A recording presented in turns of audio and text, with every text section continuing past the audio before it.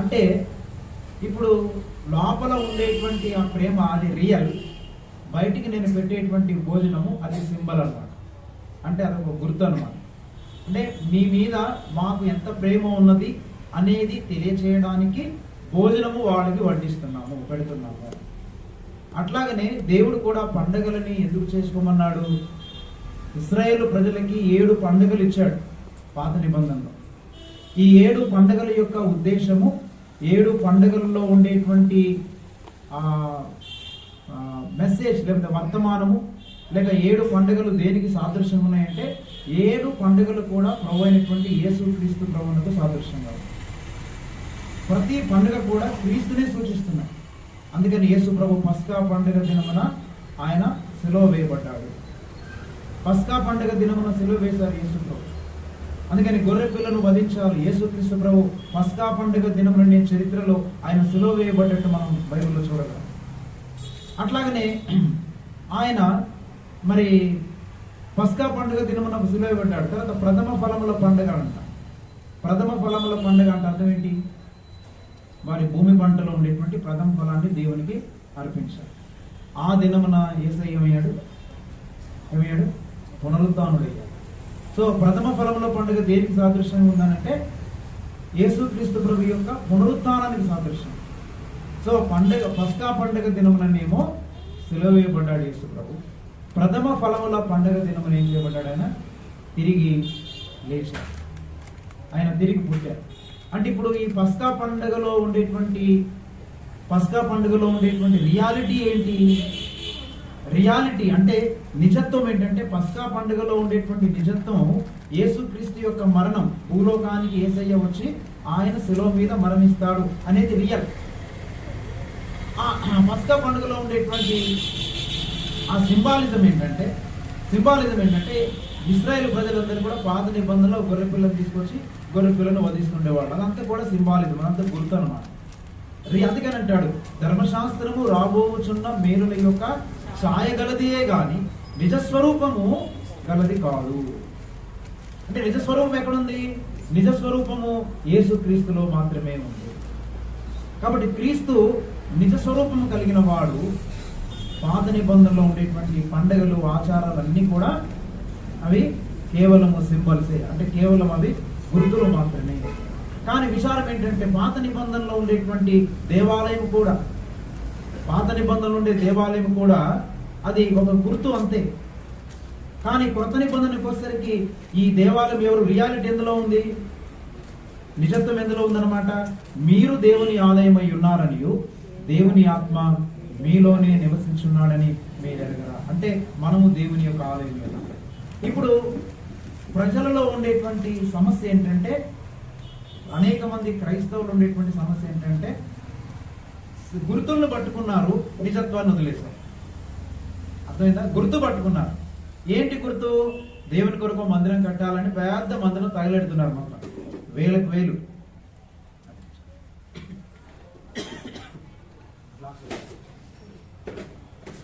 ఏం చేస్తున్నారంటే ఈ వేలకు వేలే కాదు, లక్షలు లక్షలు పెట్టి మందిరాలు కడుతున్నారు. అంటే దేనికి ప్రాధాన్యత ఇస్తున్నారు ఇప్పుడు చెప్పండి? సింబల్కి ఇస్తున్నారా లేకపోతే రియాలిటీకి ఇస్తున్నారా? సింబల్స్కి ఇస్తున్నారు.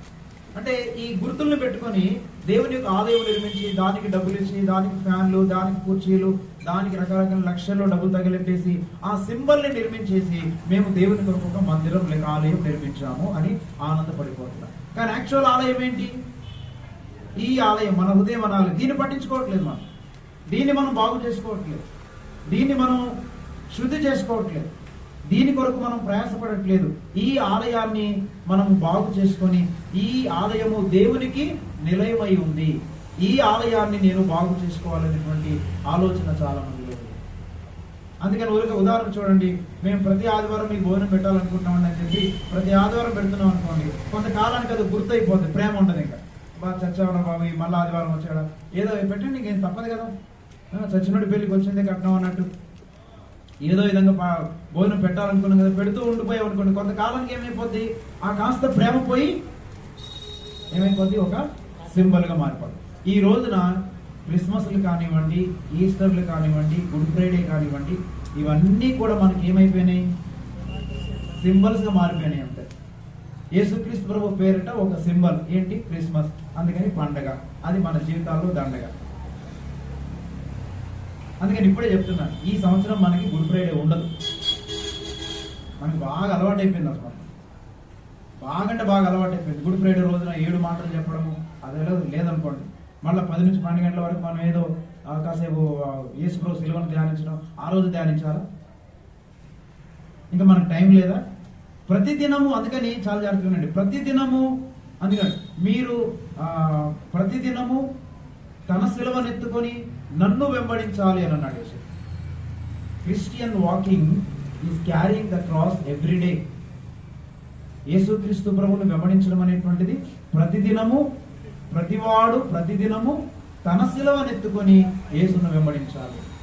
అంటే రియాలిటీ, యేసుక్రీస్తు సిలువ యొక్క రియల్ లైఫ్, ఆ నిజ జీవితము మన బ్రతుకుల్లో లేకుండా మనం కేవలము గుడ్ ఫ్రైడే రోజున కూడుకున్నంత మాత్రాన మనకి ఏమి లాభం లేదు. ఇంకొక విధంగా చెప్పాలంటే ఆయన్ని అవమానపరిచినట్టు, తెలుసా? ఆయన అవమానపరిచినట్టు. ఇప్పుడు చూడండి, ఎప్పుడు ఏ రోజు కూడా ఫోన్ చేసి హ్యాపీ న్యూ ఇయర్ లేకపోతే హ్యాపీ బర్త్డేనో చెప్పకుండా ఉన్నట్టుండి సంవత్సరానికి ఒక్కసారి మీరంటే మాకు చాలా ఇష్టం బ్రదర్, హ్యాపీ బర్త్డే అని చెప్పేసి మనం శుభాకాంక్షలు తెలియజేసాం అనుకోండి. దాని అర్థం ఏంటి? సంవత్సరం అంతా గుర్తుకు రాలేదు, ఇప్పుడు నేను గుర్తుకొచ్చానా అంటాం మనం. అంటే ఒక విధంగా సంవత్సరం అంతా సంబంధంలో లేకుండా సంవత్సరానికి ఒక్కసారి గుర్తు చేసుకుంటే ఆ వ్యక్తిని మనం అవమానపరుస్తున్నట్టే, ఆ వ్యక్తిని మనం కించపరుస్తున్నట్టే. అంటే మన జీవితాంతము ప్రతిదినము సిలువను కూర్చున్నటువంటి ఆ జీవితం మనం అనుభవించకుండా కేవలం గుడ్ ఫ్రైడే రోజున మాత్రమే మనం సిలువను మనం ధ్యానించిన వారం అయితే, మనం యేసయ్యను ఆ రోజు కూడా ఏం చేస్తున్నాం? ఆ రోజు మళ్ళా సిలువే చేస్తున్నాం. అందుకని క్రీస్తు యొక్క అంటే గుడ్ ఫ్రైడే రోజున మనం గ్యాదర్ అయ్యి మనం సిలువను ధ్యానం చేయడం తప్పని నేను అనట్లేదు.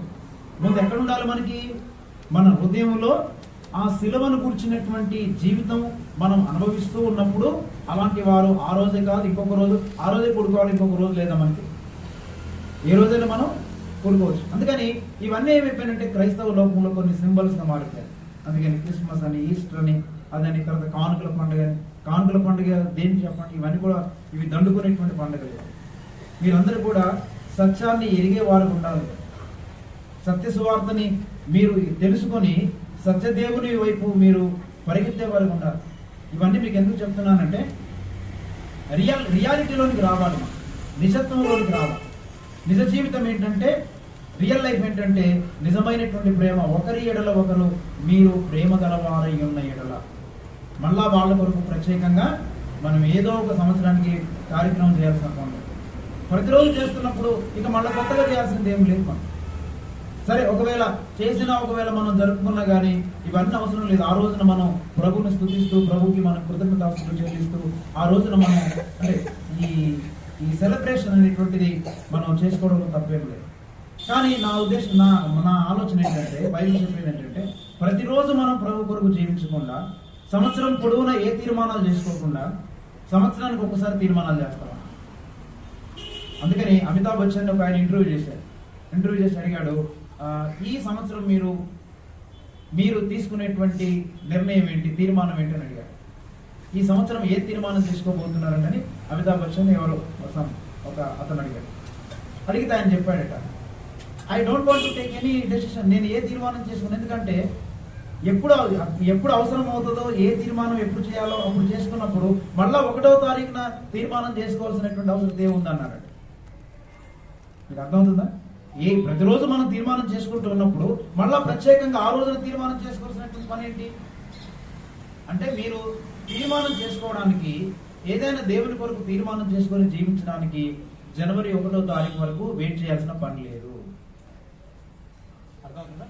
మనం ఏదైనా దేవుని కొరకు తీర్మానం చేసుకోవడానికి జనవరి 1వ తారీఖున, ఉదాహరణకి ఫిబ్రవరిలో ఒక తీర్మానం వచ్చింది అనుకోండి, ఎవడో మందు తాగుతున్నాడు, లేకపోతే ఎవడో దేవునికి కానుక ఇవ్వలేకపోతున్నాడు, నేను ఈ సంవత్సరం తీర్మానం చేసుకుంటానంటే జనవరి 1వ తారీఖు నేను తీర్మానం చేసుకుంటానంటే ఈ 8 నెలల కాలం పాటు దేవునికి ఏమి ఇవ్వమన్నమాట, దేవుని కొరకు ఏం బ్రతకవన్నమాట, దేవుని ప్రజలను ప్రేమించమన్నమాట.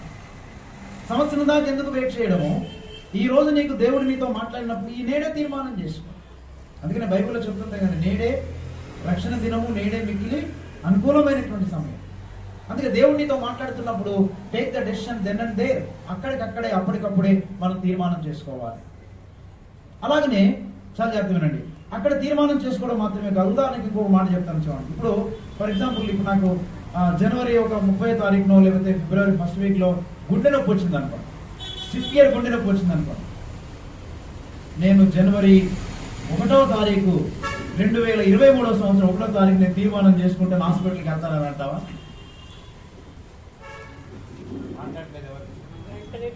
మీరు అందరూ చాలా బయట పెట్టినందుకు చల్ల గాలి వస్తున్నట్టుంది, హాయిగా నిద్రపోతున్నా. ఒక భాష గారు అన్నారు,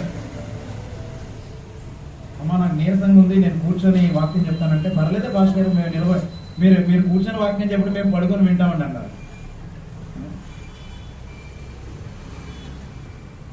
నీకు ఒకవేళ గుండె నొప్పి వచ్చింది అనుకోండి, ఏం చేస్తావు అప్పుడు?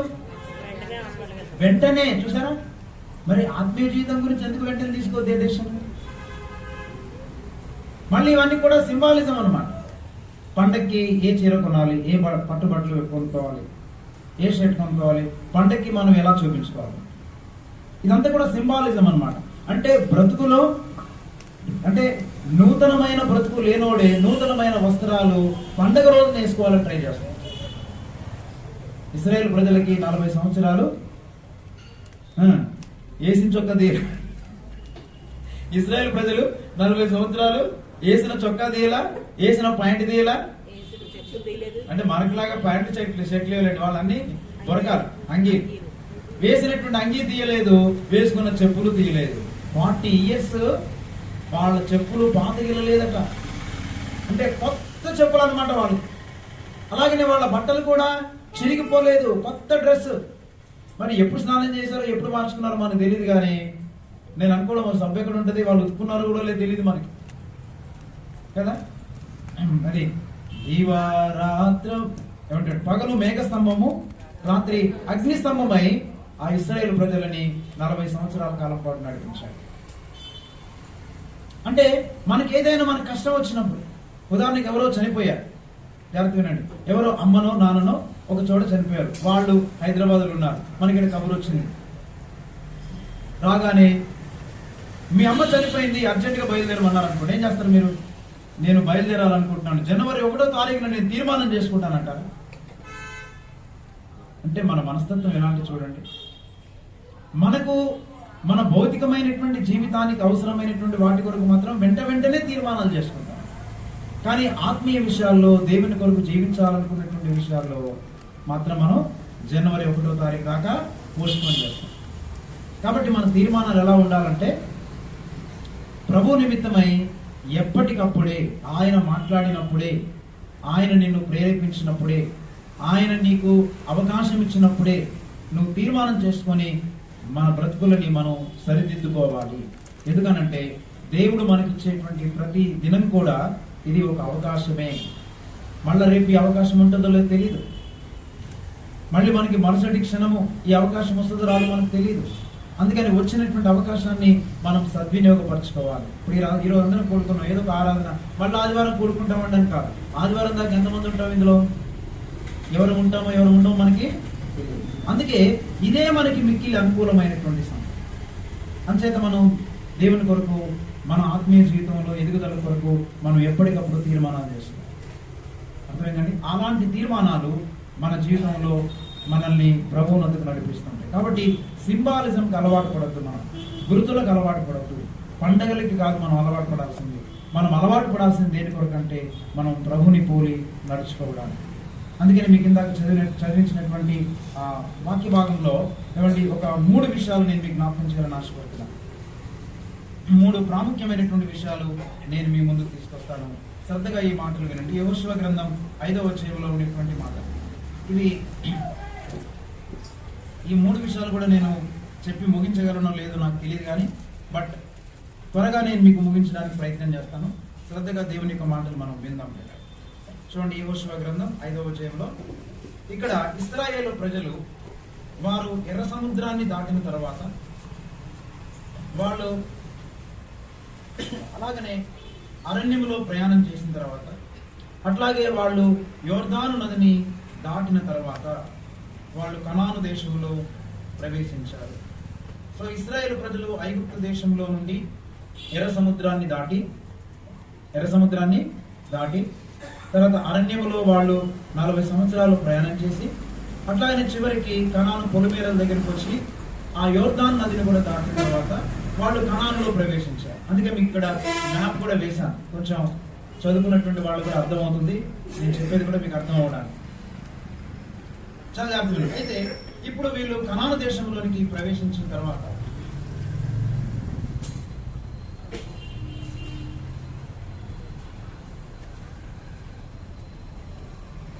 ప్రజలు కనాను దేశంలో ప్రవేశించిన తర్వాత అనేకమైన అనుభవాలు గుండా వెళ్ళారు. వాళ్ళు అనేకమైనటువంటి అనుభవాలు వాళ్ళకు వచ్చాయి. అయితే ఇశ్రాయేలు ప్రజల జీవితంలో అనేకమైన అనుభవాలు ఉన్నాయి.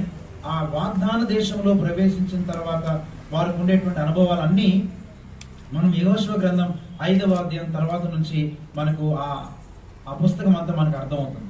అయితే ఇప్పుడు వారు కనాను దేశంలో ప్రవేశించిన తర్వాత వారికి కలిగినటువంటి లేక వారు వెళ్ళినటువంటి 3 ప్రాముఖ్యమైనటువంటి అనుభవాలు చెప్తాను. యాక్చువల్గా చాలా ఉన్నాయనుకోండి, ఒక 3 ప్రాముఖ్యమైనటువంటి అనుభవాలు చెప్తాను. మొట్టమొదటి అనుభవం ఏంటంటే వారు సున్నతి చేయించుకున్నటువంటి అనుభవం. మొట్టమొదటి అనుభవం దేని గుండా వెళ్ళారు? సర్కంసిషన్ అంటారు, అంటే సున్నతి అనేటువంటి అనుభవం గుండా వెళ్ళారు. అంటే కనాను దేశంలో చేరిన వెంటనే మొట్టమొదటిగా వారు చేసినటువంటి ప్రథమ పని ఏంటంటే సున్నతి చేయించుకున్నారు. వాళ్ళ మగపిల్లలందరికీ పురుషులందరికీ కూడా సున్నతి చేయించుకున్నారు. రెండవది చూడండి, మీకు చూపిస్తాను. మనం 5వ అధ్యాయంలో యెహోషువ గ్రంథం 5వ అధ్యాయం, యెహోషువ గ్రంథం 5వ అధ్యాయంలో ఒక్క నిమిషం 8వ వచనం చదవండి, 7వ వచనం చదవండి. 7వ వచనం, ఆయన వారికి ప్రతిగా పుట్టించిన వారి కుమారులు సున్నతి పొంది ఉండలేదు కనుక వారికి సున్నతి చేయించను. సున్నతి జరిగింది ఒకటి. రెండవది మనం 10వ వచనం కొందాం. ఇశ్రాయేలీయులు గిల్గాలులో దిగి ఆ నెల 14వ తేదీన సాయంకాలమున యెరికో మైదానములో పస్కా పండుగను ఆచరించిరి. పస్కా పోయిన మరునాడు వారు ఈ దేశపు పంటను తినిరి. ఆ దినమందు వారు పొంగకయు వేచబడి ఉన్న భక్ష్యములను తినిరి. మరునాడు వారు ఈ దేశపు పంటను తినుచుండగా మన్నా మానిపోయారు. చాలు. ఇక్కడ వీళ్ళు ఏం చేశారు? పస్కా పోయిన మరునాడు 10వ వచనంలో యెరికో మైదానంలో పస్కా పండుగను ఆచరించి, అంటే రెండవది సెలబ్రేషన్ జరిగింది. వాళ్ళు పండుగ ఆచరించారు. ఒకటి సున్నతి చేయించుకున్నారు, రెండవది పండుగ చేశారు, మూడవది 12వ వచనం చూడండి. వాళ్ళు ఈ దేశపు పంటను తెరిచుండగా మన్నా మానిపోయెను. అటు తర్వాత ఇశ్రాయేలీలకు మన్నా దొరకకపోయెను. ఆ సంవత్సరమున వారు కనాను దేశపు పంటను తినిరి. అంటే వాళ్ళకి న్యూ సివిలైజేషన్ ఆరంభించబడింది. అంటే ఒక నూతనమైనటువంటి నాగరికత వాళ్ళు ఆరంభించుకున్నారు. కాబట్టి ఇశ్రాయేలు ప్రజల జీవితంలో కనానులో ప్రవేశించిన వెంటనే వారి జీవితంలో జరిగినటువంటి మొదటి 3 ప్రాముఖ్యమైనటువంటి అనుభవాలు ఏంటంటే, ఒకటి సున్నతి చేయించుకున్నారు, రెండవది పండగ ఆచరించారు, మూడవది ఏంటంటే వాళ్ళు క్రొత్త నాగరికతను ఆరంభించుకున్నారు. క్రొత్త జీవితం ఆరంభించబడింది. ఎంతకాలము అరణ్యములోనే బ్రతికారు వాళ్ళు. ఇప్పుడు ఎక్కడికి వచ్చారు వీళ్ళు? ఒక ఊరు వచ్చింది. ఇంతకుముందు దేశతిమ్మరులుగా ఉండేటువంటి వాళ్ళకి ఒక ఇల్లు వచ్చింది, ఒక స్థలం వచ్చింది, ఒక పంట వచ్చింది, ఒక తిండి వచ్చింది, ఒక గుడ్డ వచ్చింది. ఇప్పుడు వీళ్ళకి నచ్చినట్టుగా బ్రతికేటువంటి అవకాశం దొరికింది. ఇట్లాగా ఈ 3 అనుభవాల్లో నుంచి ఇక్కడ మరి కొన్ని అనుభవాలని, ఈ 3 అనుభవాలని మనం క్లుప్తంగా మనం ధ్యానం చేద్దాం. మొట్టమొదటిగా చాలా జాగ్రత్తగానండి, ఇశ్రాయేలు ప్రజలు అసలు ఎక్కడ ఆరంభించారు వాళ్ళ యొక్క ప్రయాణం అంటే, నేను ఇక్కడ మ్యాప్ లో రాసాను చూడండి. అంటే వీరు రామశేషులో వారి యొక్క ప్రయాణం మొదలు పెట్టారు. అది ఐగుప్తు ప్రాంతం.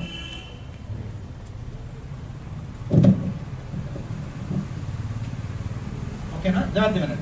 ఇప్పుడు ఇదంతా కూడా ఐగుప్తు ప్రాంతం, ఇదేమో కనాను దేశం అన్నమాట. ఇప్పుడు దేవుడు వాళ్ళకి ఏం వాగ్దానం చేశాడు?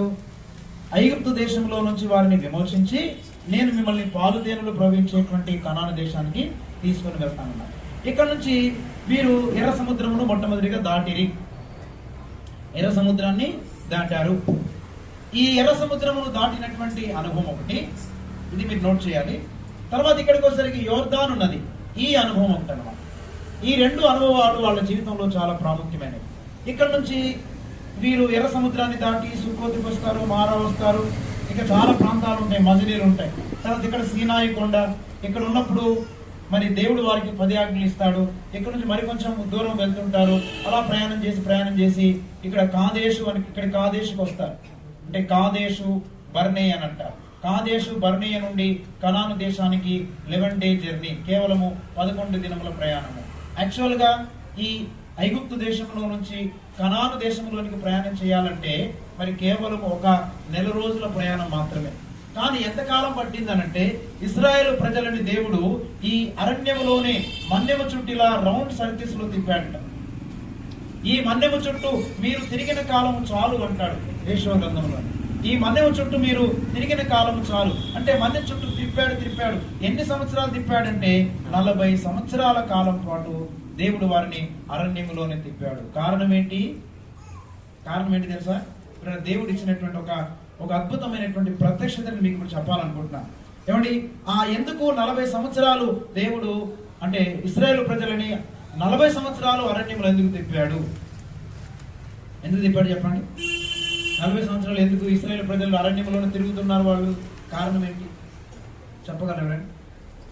40 సంవత్సరాలు ఇశ్రాయేలు ప్రజలు అరణ్యంలో తిరుగుటం గల కారణం ఏంటి?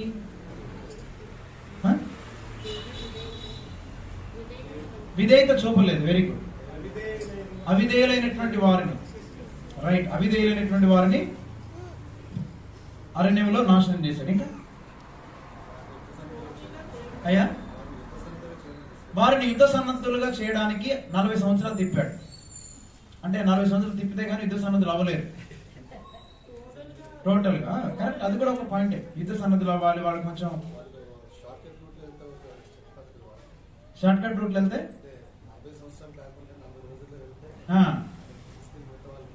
అవును ఓడిపోతారు. కాబట్టి వాళ్ళని యుద్ధ సన్నద్ధులు చేయడానికి వెరీ గుడ్. అవిధేయులైనందువలన ఇంకా చెప్తున్నా టోటల్ గా వారు చాలా దగ్గరికి వచ్చారు. విశ్వాసము, దేవుడి మీద విశ్వాసం ఉంచడానికి. చూడండి, ఈ వచనాన్ని మీకు చూపిస్తాను. యెహోషువ గ్రంథం 5వ అధ్యాయము 6వ వచనంలో నేను చదువుతాను, మీరందరూ చూడండి. మీరెవరు చదవదు, నేను చదువుతాను, మీరు చూడండి. 6వ వచనంలో మధ్య భాగంలో ఉంటుంది చూడండి. యెహోవా ప్రమాణము చేసి ఉండెను. అందరు చూసారా? బైబిల్ చదవగలిగిన వాళ్ళందరూ బైబిల్ తీసి చూడండి. బతికించొద్దు, ఎవరు బతికించొద్దు. యెహోవా ప్రమాణము చేసి ఉండెను గనుక ఐగుప్తులో నుండి వచ్చిన ఆ యోధులందరూ యెహోవా మాట వినకపోయినందున వారు నశించు వరకు ఇశ్రాయేలీలు 40 సంవత్సరములు అరణ్యములో సంచరించుచూ వచ్చిరి. అంటే ఎందుకు దేవుడు 40 సంవత్సరాల కాలం పాటు వారిని అరణ్యంలో తిప్పాడంటే, అఫ్ కోర్స్ మీరు చెప్పింది మాట వినలేదు, కరెక్టే. కానీ 40 సంవత్సరాల కాలం పాటు ఎందుకు దేవుడు తిప్పాడంటే వీళ్ళు నశించిపోయేంత వరకు, అంటే వాళ్ళందరినీ నాశనం చేయడానికి ఒక్కొక్కడు నశించిపోవాలంటే ఎంత కాలం పట్టింది?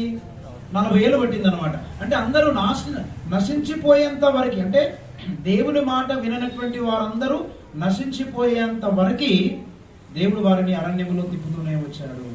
అందుకు ఎంతకాలం పట్టిందంటే 40 ఏళ్ళు పట్టింది. అంతేగాని ఆయన ఒక లెక్కెట్టేసుకొని 40 ఏళ్ల కాలం పాటు తిప్పుదాము, వీళ్ళు ఆ విశ్వాసం నేర్చుకుంటారులే అని ఆ ఉద్దేశం కూడా కాదు.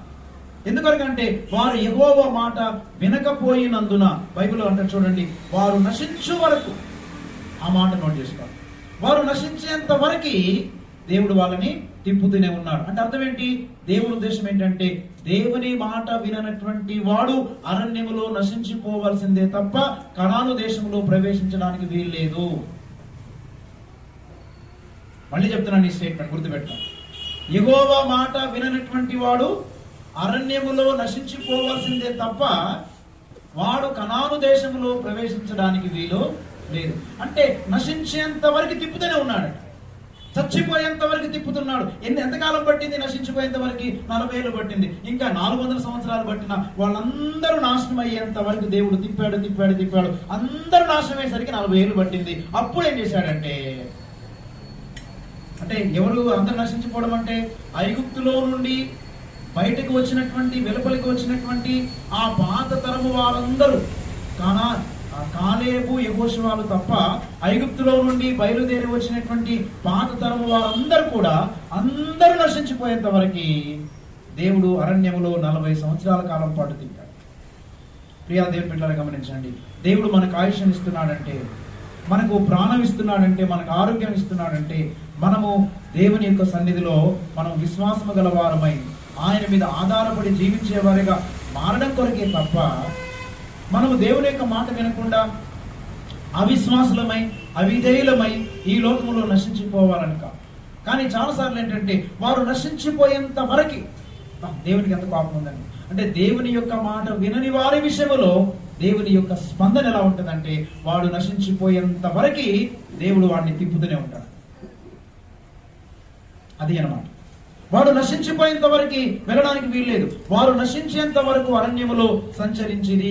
40 ఏళ్ళకు సంచరించారు అంటే వాళ్ళందరూ నశించిపోవాలండి. అంతవరకు తిప్పుతానండి, తిప్పి తిప్పి తిప్పి తిప్పి చివరికి నశించిపోయారా? అందరూ అయ్యారా? అందరూ పోయారండి. ఇప్పుడు కొత్త తరాన్ని కానాను దేశంలో తీసుకెళ్ళిపోయారు. అంటే అవిధేయులకు దేవుని యొక్క స్వాస్థ్యములో, పరలోక రాజ్యములో స్థలము లేదు. There is no place for the disobedient people.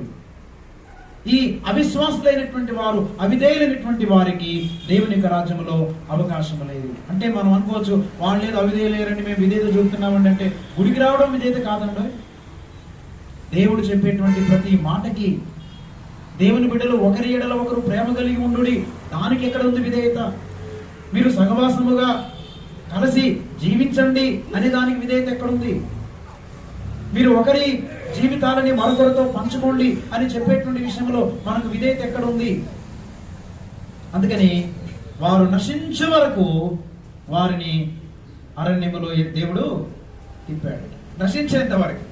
అదేంటంటే దేవుని యొక్క లక్షణం. రక్షించడం కొరకు తిప్పాలి తప్ప నశించడం కొరకు ఏంటి? దేవుడు ఒక కన్క్లూజన్కి వచ్చాడంతే, వీళ్ళు నశించిపోయేంత వరకు. అంటే యాక్చువల్గా 20 ఏళ్ళు పట్టవచ్చు, 30 ఏళ్ళు పట్టవచ్చు. కానీ వాళ్ళకి ఎంతకాలం పట్టింది? అందరూ నశించిపోయడానికి 40 ఏళ్ళు పట్టింది. అందుకొరకు 40 సంవత్సరాలు అలా తిరిగారంటే. అంతేగాని దేవుడు లెక్కెట్టేసుకుని 40 ఏళ్ళు తిప్పుదామని కాదక్కడ ఉద్దేశం. ఏదో వీళ్ళు కొంచెం బాగు చేద్దామన్న ఉద్దేశం కూడా కాదక్కడ. అంటే అవిధేయులైనటువంటి వారు ఆయన యందు విశ్వాసం ఉంచనందువలన, ఆయనను నమ్మకపోయిరి గనుక. మీరు కృత నిబంధనలు చదివితే చాలా చోట్ల అంటాడు, ఆయనను వారు నమ్మకపోయిరి గనుక, ఆయనను వారు విశ్వసించలేదు గనుక వారు అరణ్యములో రాలిపోయిరి. 40 సంవత్సరాల కాలం పాటు తిప్పాడు కదా. అందుకని వీరు వారి పాపం విషయమై, జాగ్రత్త వినండి, వారి పాపం విషయమై అరణ్యంలో తిరుగుతున్నప్పుడు వారి పాపం విషయమైన పశ్చాత్తాపం లేదండి వాళ్ళకి. వాళ్ళు దేనికోసం పశ్చాత్తాపడ్డారు తెలుసా? చెప్పండి, దేనికోసం ఏడ్చారు వాళ్ళు ఇశ్రాయేలు ప్రజలు? మేము ఐగుప్తులో ఉన్నప్పుడు మేము వండుకొని మాంసపు కుండలు ఎంత కూర్చోండి మేము మాంసాన్ని బాగా మెక్కుతున్నప్పుడు అది ఎంత బాగుండేది. ఆ కాకరకాయలు, కీకరకాయలు, దోసకాయలు మా అమ్మ ఎంత బాగా చేసేటప్పుడు ఎంత అద్భుతంగా మేము మాంసం ముక్కలు బాగా తినేవాళ్ళం, మూలుగులు తినేవాళ్ళం. బాగా మూలుగు దొరకట్లేదు, ఏమి దొరకట్లేదు. వాడికి ఏడుస్తున్నారు, దుఃఖపడుతున్నారు. అయ్యో మాకు ఈ చవిచారములు లేని ఆహారము మన్నా వెక్కసమైపోయెను. ప్రియులారా, గత రాత్రి దేవుడు నాతో ఒక మాట మాట్లాడాడు. ఇవన్నీ ఆలోచిస్తున్నప్పుడు ప్రభు ఒక మాట చెప్పాడు. ఏమన్నానంటే, మనం అందరం పరీక్షించుకోవాలి. మనము లోక విషయాల కోసం ఏడ్చినంతగా ఎప్పుడైనా మన పాపం కోసం ఏడ్చామా? ఈ లోకంలో మనం కొన్నిటిని పోగొట్టుకున్నప్పుడు మనం బాగా దుఃఖపడి ఏడ్చి మనం చాలా ప్యానిక్ అయిపోయి, చాలా ఏమంటారు డిప్రెషన్లోకి వెళ్ళిపోయి, డిప్రెషన్ అంటే ఏమంటారు తెలుగులో? కృంగుదలలోకి వెళ్ళిపోయి నిరాశ నిస్పృహలోకి వెళ్ళిపోయినటువంటి సన్నివేశాలు చాలా ఉంటాయి. అంటే మనం అనేకమైన విషయాల కొరకు మనం కృంగిపోతుంటాం, దుఃఖపడుతుంటాం. కానీ ఎప్పుడైనా అంటే కొన్నిసార్లు చూడండి, ఇల్లు కోసం, పిల్లల కోసం, ఆరోగ్యం కోసం, మరి తల్లిదండ్రుల కోసం, తోబుట్టుల కోసం, అన్న, తమ్ముడు, అమ్మో, నాన్నో చనిపోయినప్పుడు చాలా కృంగిపోతాం. మనం చాలా కృంగిపోతాం. అంటే ఇలాంటివన్నీ కృంగిపోయాం కానీ మనము చాలా ఏడ్చాము కానీ మన అవిధేయత, మన పాపం కోసము అంతకంటే ఎక్కువగా ఏడ్చినటువంటి అనుభవాలు మనకున్నాయి. ఒకవేళ కనుక మన పాపం విషయమై అంతగా మనం ఏడవకుండా దుఃఖించకుండా ఉంటే మనలో నిజమైనటువంటి పశ్చాత్తాపం, మారు మనసు రానట్టే. కొందరు చూడండి, ఒక ఇల్లు ఎవరైనా తీసుకున్నారనుకోండి, ఇల్లు పోగొట్టుకుంటే ఎంత ఏడుస్తారు వాళ్ళు. సొంత నాన్న చనిపోయాడు అనుకోండి, తట్టుకోలేరు కొంతమంది. మనం పేపర్లు అప్పుడో చదువుతుంటాం కదా, భార్య చనిపోయినందుకు భర్తకు హార్ట్ అటాక్ చచ్చిపోయాడు. అలాగే భర్త చనిపోయినందుకు భార్యలు చనిపోయిన సన్నివేశాలు ఉన్నాయా? లేవు. భార్యలు చనిపోతే భర్తలు చనిపోయిన సన్నివేశాలు ఉన్నాయి కానీ మరి నాకు ఇంతవరకు పేపర్లు రాలేదు. మరి మీకు ఏమైనా వస్తే చెప్పండి, నాకు మీరు అప్డేట్ ఉంటే. భర్త చనిపోయినప్పుడు భార్య కూడా చనిపోయినటువంటి సన్నివేశాలు, అమ్మయ్య మా ఆయన లేడు కాబట్టి నేను కూడా ఉండలేను అనేటువంటి సన్నివేశాలు. పోతే పోయాడు, పీడ పోయింది.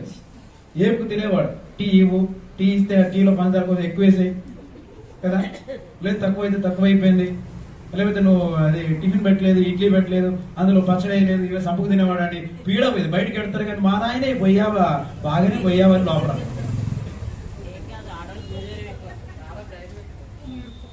నాకు తెలుసులే, మీరు అందరూ చాలా గుండె ధైర్యం కలిగి, మేము లేకపోయినా కానీ ఉండగలరు మీరు, కానీ మాకే గుండె ధైర్యం లేదు. అంటే మనం దేని కొరకు ఏడుస్తున్నాము? లోక విషయాల కోసం ఏడుస్తున్నాం. అలాగే ఆడపిల్లలు కూడా చూడండి, పెళ్లి చేసి పంపిస్తే తల్లిదండ్రులు చాలా గుండెలు బాదుకున్నట్టు ఏడుస్తారు, బాగా ఏడుస్తారు. అంటే అమ్మాయి అత్తారింటికి వెళ్ళిపోతుందని ఏడుస్తాడే తప్ప వాడి పాపం కోసం అంతకంటే ఎక్కువ ఎప్పుడైనా ఏడ్చాడా?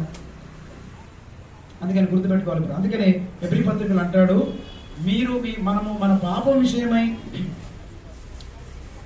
రక్తము కారునంతగా ఇంకను దానిని ఎదిరింపలేదు. రక్తము కారునంతగా మనం ఏడవలేదు. కాబట్టి ఈ లోకములో ఏం పోగొట్టుకున్నా, ఈ లోకములో ఏది నశించినా గానీ దాని కొరకు మనం ఏడవచ్చు, తప్పులేదు. కానీ మన పాపం కొరకు ఏడ్చినంత కంటే ఎక్కువగా దాని కొరకు ఏడవడానికి వీలు. నీ పాపం కొరకు అత్యధికముగా ఏడవాలి. ఈ లోకములు ఉన్నవి ఏమైనా కోల్పోతే దుఃఖం వస్తే తాత్కాలికంగా వస్తే వచ్చింది, పోతే పోయింది, ఓకే దేవుడు ఇచ్చాడు, దేవుడు తీసుకెళ్ళిపోయాడని వదిలేయడం అంతే. కానీ చాలా మందికి దుఃఖం చూడండి, ఏడుపు చూడండి. చాలా మందికి నేను దగ్గరికి వెళ్ళినప్పుడు అడుగుతుంటాను, వాళ్ళ ఏడుపు ఏంటంటే, అయ్యా మా పిల్లోడండి 2 కాళ్ళు ఇరిగిపోయినాయండి, మంచానికి పరిమితమైన కెక్కి ఏడుస్తుంటారు. ఎప్పుడైనా పాపం కోసం ఏడ్చావు? నువ్వు చేసినటువంటి అవిధేయత గురించి, నీ అవిశ్వాసం గురించి, దేవుణ్ణి సిలువ వేసినటువంటి అనుభవం గురించి ఎప్పుడైనా నువ్వు గుండెలు బాదుకొని ఏడ్చావా? పిల్ల చనిపోతే ఏడుస్తావు, పిల్లోడు చనిపోతే ఏడుస్తావు, తల్లి చనిపోతే ఏడుస్తావు, తండ్రి చనిపోతే ఏడుస్తాం, మనం ఉద్యోగం పోతే ఏడుస్తాము, భర్త చనిపోతే ఏడుస్తాము, భార్య చనిపోతే ఏడుస్తాం. కానీ అంతకంటే మిక్కుటముగా వీళ్ళందరూ చనిపోయినప్పుడు ఏడవద్దని నేను చెప్పట్లేదు. ఏడుస్తాము, మనం మానవులం కాబట్టి దుఃఖం వస్తుంది. కానీ నా పాపం విషయమైనటువంటి పశ్చాత్తాపము కంటే కూడా అవి ఎక్కువ కాదు. I repent of my sin more than anything in this world. ఈ లోకంలో ఉండేటువంటి వాటన్నిటి గురించి కేవలము రిగ్రెట్సే ఉంటాయి, నాకు రిపెంటెన్స్ ఉండదు.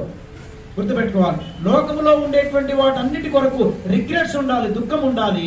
కానీ ఆత్మీయ విషయాలలో పాపం విషయమై మనకు రిపెంటెన్స్ ఉండాలి. రిపెంటెన్స్ అంటే మనము ఏమంటారు దాన్ని, మారు మనసు అన్నమాట. అందుకని దైవ చిత్తానుసారమైన దుఃఖము రక్షణార్థమైన మారు మనసును కలగజేస్తుంది.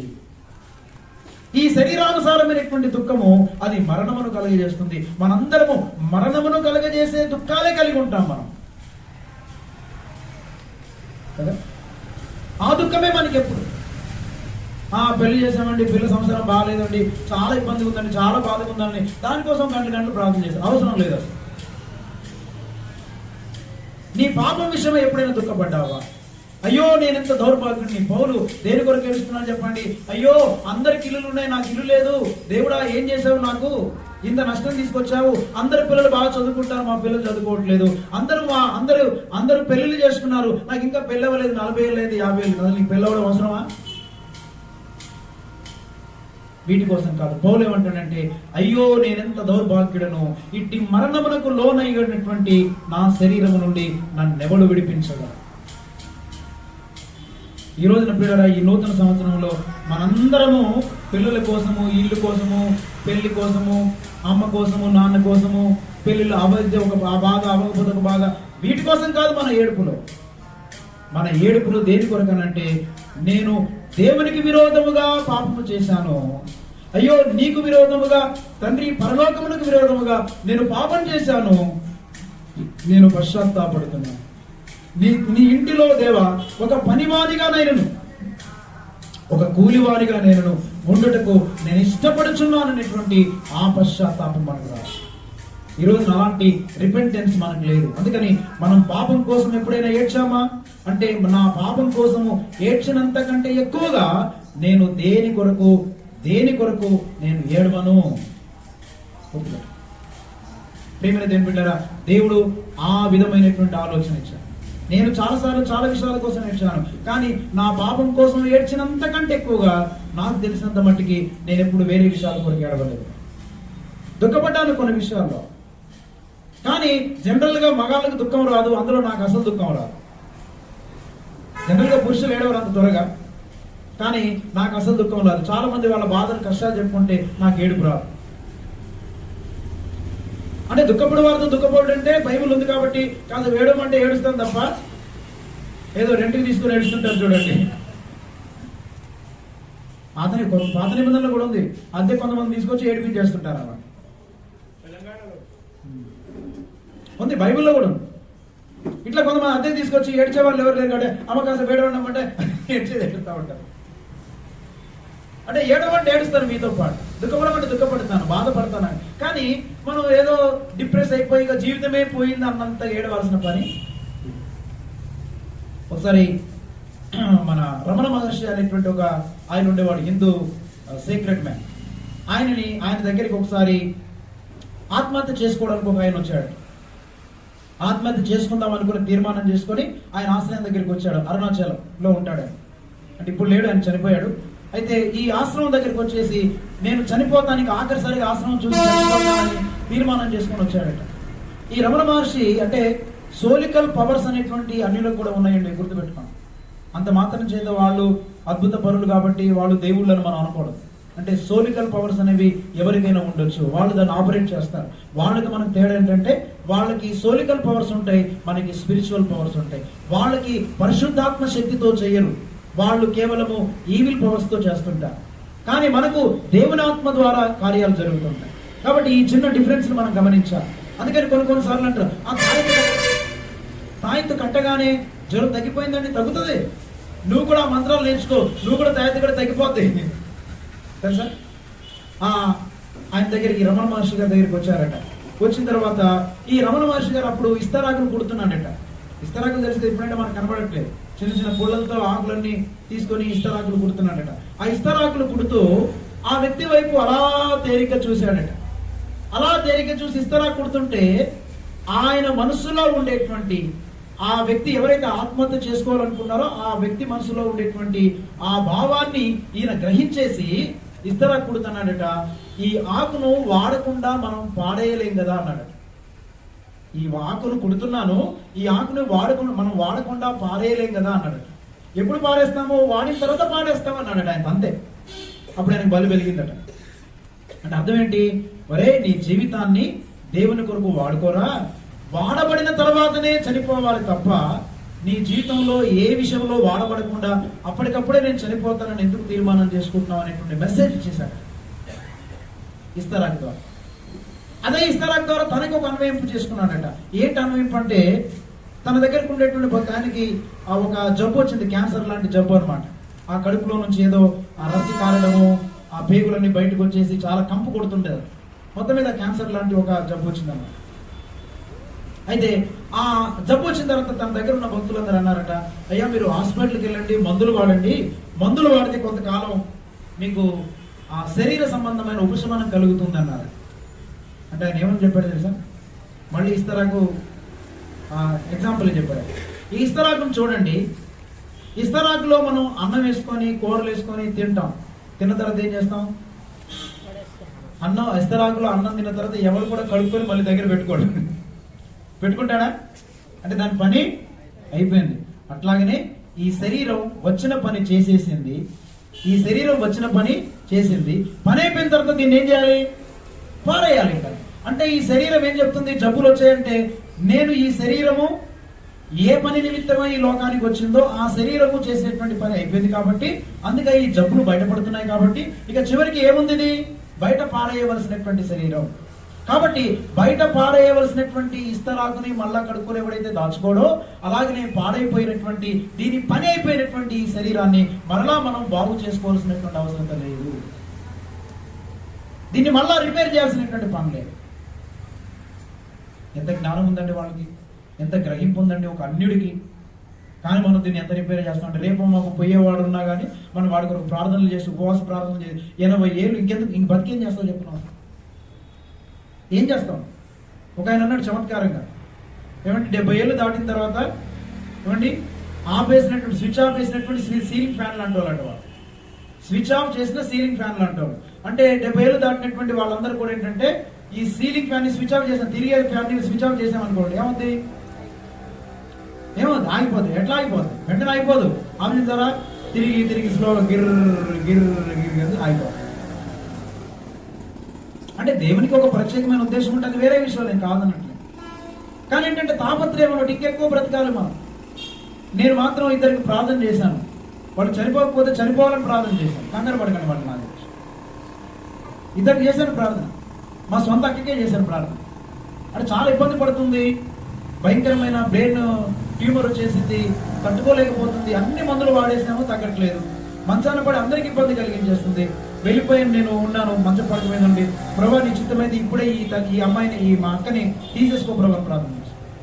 నేను ప్రార్థన చేసి ఆ గదిలో ఉన్నటువంటి ప్రార్థన చేసి నా గదిలోకి వచ్చానో లేదో వెంటనే కేకేసి మా అక్క ప్రాణం పెట్టేసి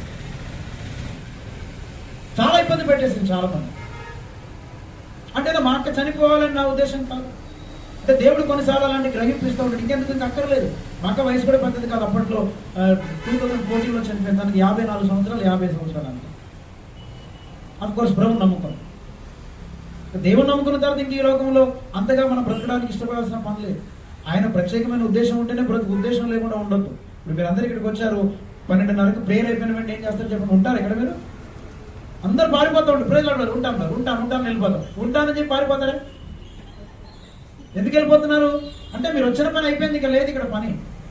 పోనీ ఖాళీగా ఉంటే ఉంటామంటే అంటారా? ఉండరు. కొంతమంది ఉన్నా కానీ బలవంతంగా ఉంటారు. ఉండమ్మంటే ఉండమ్మ బుట్టు పెడతాన్నట్టుగా అలా బలవంతంగా ఉంటారు. మళ్ళీ కాసేపు అయితే ఎప్పుడెప్పుడు పారిపోదామని చూస్తుంటారు. ఎందుకని? వచ్చిన పని అయిపోయిన తర్వాత ఉండడానికి ఇష్టపడడం. అలానే ఈ శరీరంతో ఈ లోకానికి ఏ పని నిమిత్తం అయితే వచ్చామో ఆ పని ముగించబడిన తర్వాత ఉండడానికి వీల్లేదు. కాబట్టి ఇంకొక ఆయన కూడా ఒక డాక్టర్ గారు పిలిచారు. వాళ్ళ నాన్నకి బాగలేదు, ఆయన కూడా ప్రార్థన చేయమన్నాడు. వెళ్ళాను, ప్రార్థన చేశాను. ఉదయం వెళ్ళి ప్రార్థన చేశాను, మధ్యాహ్నం కబురు వచ్చింది, పాస్ గారు థ్యాంక్ యూ, మా నాన్నగారు పోయారు. అంటే మీరు చెప్పేవి మీకు కొన్నిసార్లు అందకపోవచ్చు, మీ ఆత్మకి కొంచెం విడ్డూరంగా అనిపించవచ్చు. కానీ మీరు నా స్థాయికి వచ్చి మీరు ఆలోచించండి. అట్లా చెప్పి ప్రతి ఒక్కరికి బతుకున్న వాళ్ళ కోసం కూడా ప్రార్థన చేయండి. ప్రభు తీసుకోండి, ప్రభు కొండి, ప్రభు చెప్పకండి. మీకు కష్టం వచ్చినప్పుడు ఇది చంపేయండి ప్రభు అని చేయకండి. ప్రార్థన దేవుడు కొన్నిసార్లు అది కొంతమందికే ఇస్తాడు, అందరికి కూడా ఇవ్వరు. మళ్ళీ ఆశ గారు చెప్పారని అందరికి వర్తించేది అనుకోకండి. మళ్ళీ ఎవరికి పడితే వాళ్ళ కోసం ప్రార్థన చేసి ప్రభా మా అమ్మతో చచ్చిపోతున్నాను ప్రభా వీడు తీసుకోబో ప్రభా. తల్లులు కూడా చాలా చాదస్తాం, తండ్రులు కూడా అంతే. తల్లిదండ్రులు వృద్ధులు ఉన్నారంటే ఇంట్లో పిల్లల్ని బతకనివ్వరు అన్నమాట. ప్రతి దాంట్లో పుల్లెడతా ఉంటారు. పెళ్ళైన తర్వాత భార్య భర్తల మధ్య ఏ తల్లి కానీ తండ్రి కానీ చొరబడకూడదు. వాళ్ళ మానానికి వాళ్ళు వదిలేయాలి. వాళ్ళు కొట్టుకుంటారో తన్నుకుంటారో, వాళ్ళ పిల్లల్ని ఏం చేస్తారో వాళ్ళని పాడు చేస్తారో మీకు అనవసరమే. కానీ చీటికి మాటికి వెళ్ళిపోతుంటారు అసలు. అందుకని నేను అప్పుడప్పుడు అంటుంటాను, ఒరే కొంతమంది అంటుంటారు, మీ తల్లిదండ్రులు కనుక నేను చాలా ఇబ్బంది పెడితే దేవుడు చూసి నా పిల్లలు నన్ను వెంబడించడానికి ఇష్టపడుతుంటే వీళ్ళు ఆటంకపరుస్తున్నారని వాళ్ళని కూడా తీసుకెళ్ళిపోతారు. తెలుసా? వేరే వాళ్ళ ఇష్యూస్ లో మనం అంత తలదూర్చుకోవడం అన్నమాట. ఎవరి ఇష్యూస్ లో మనం తలదూర్చుకోవడం అంటే నా మీద అజమాయిషి, నా పిల్లల మీద, నా మనవల మీద కూడా బామ్మగారికి అజమాయిషి ఏంటండి? ఇది మన భారతదేశంలో ఉండేటువంటి చాదస్తం. ఇది వృద్ధులకి. అమెరికా దేశంలో చూడండి, 18 ఏళ్ళు అవగానే తన్ని తరిమేస్తారు బయటకు, అంతే. పట్టించుకోరు అసలు వాళ్ళు. రైట్. కాబట్టి మన పశ్చాత్తాపం, వాళ్ళు దేని కొరకు పశ్చాత్తాపడ్డారంటే వాళ్ళు దేని కొరకు ఏడ్చారట? దేని కొరకు ఏడ్చారు? మాంసం కొరకు ఏడ్చారు. కాబట్టి దేని కొరకు ఏడవాలి మనం ఇప్పుడు? దేని కొరకు ఏడవాలి చెప్పండి?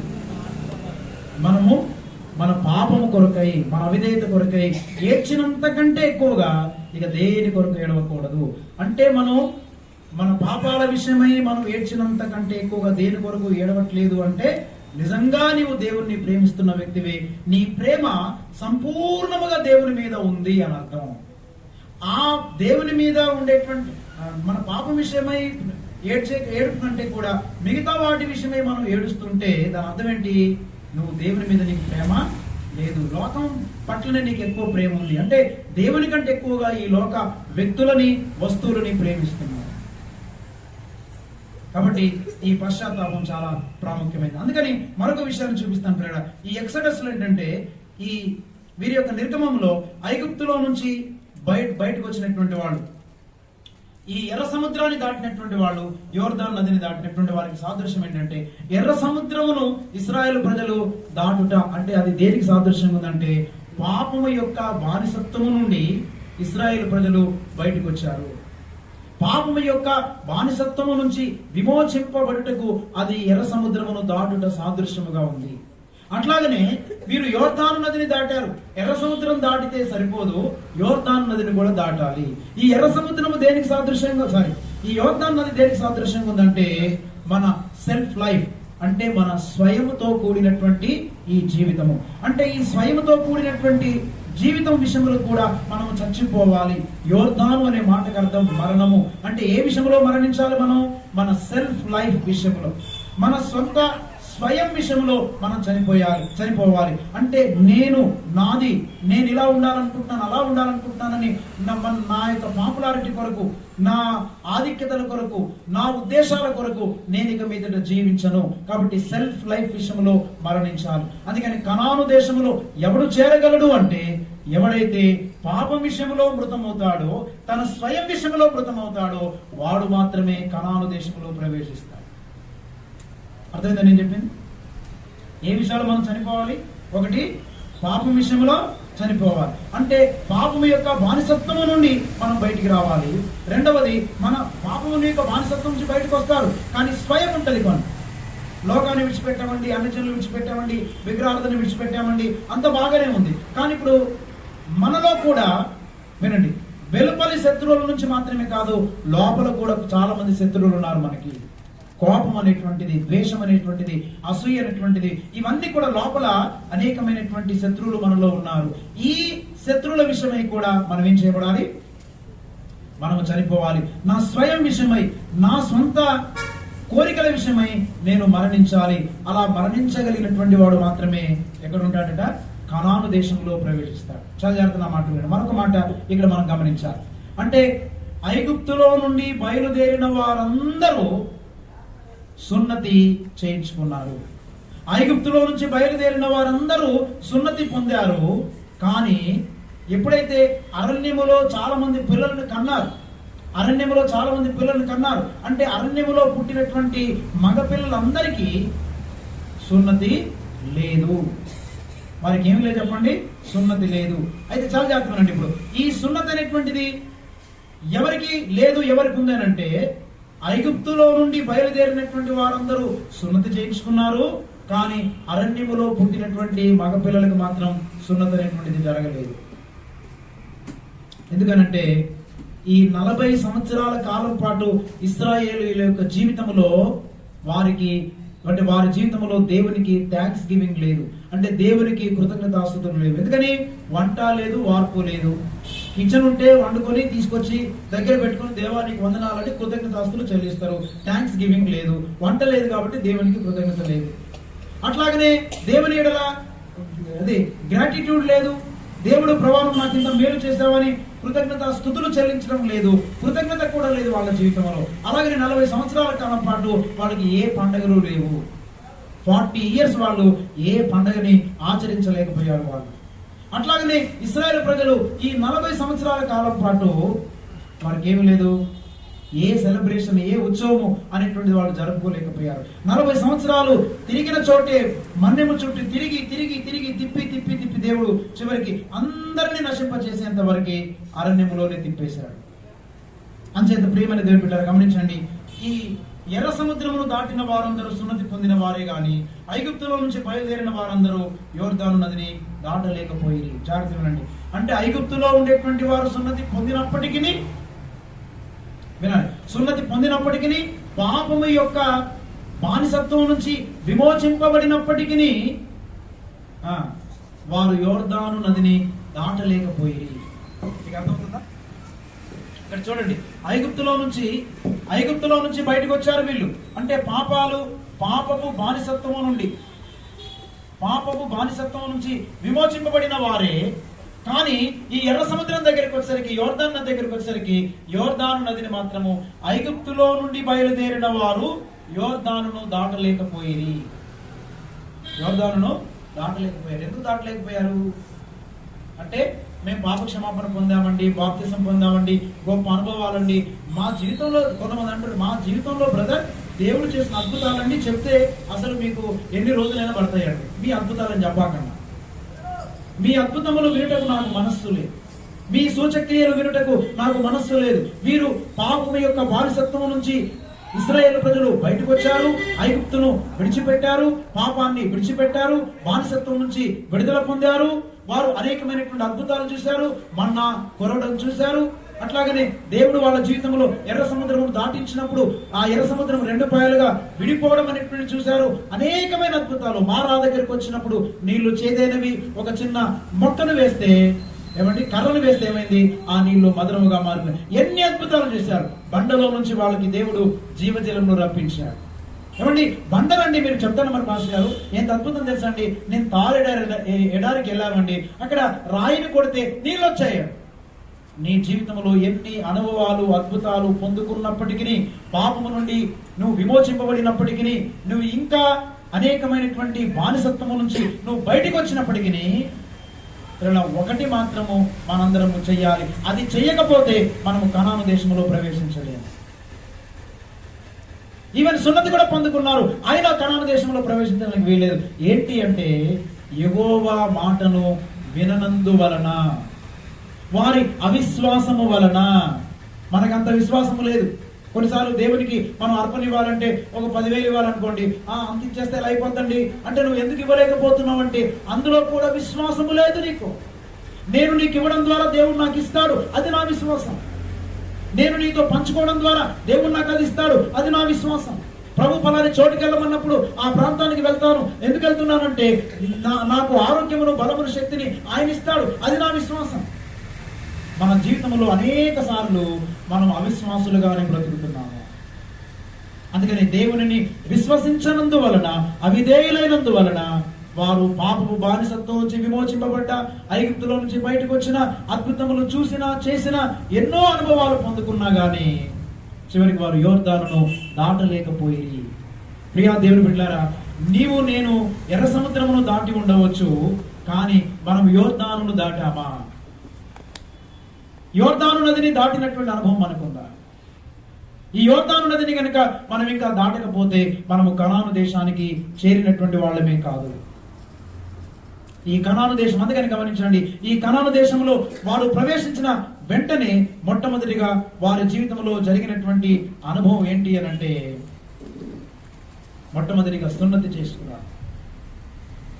ఎందుకు ఈ సున్నతి చేయించారు అని అంటే, జాగ్రత్తనండి, మగ పిల్లలందరికీ సున్నతి ఎందుకు చేయించారు? సున్నతి ఎందుకు చేయించారంటే తర్వాత పండగ చేయాలి వాడు.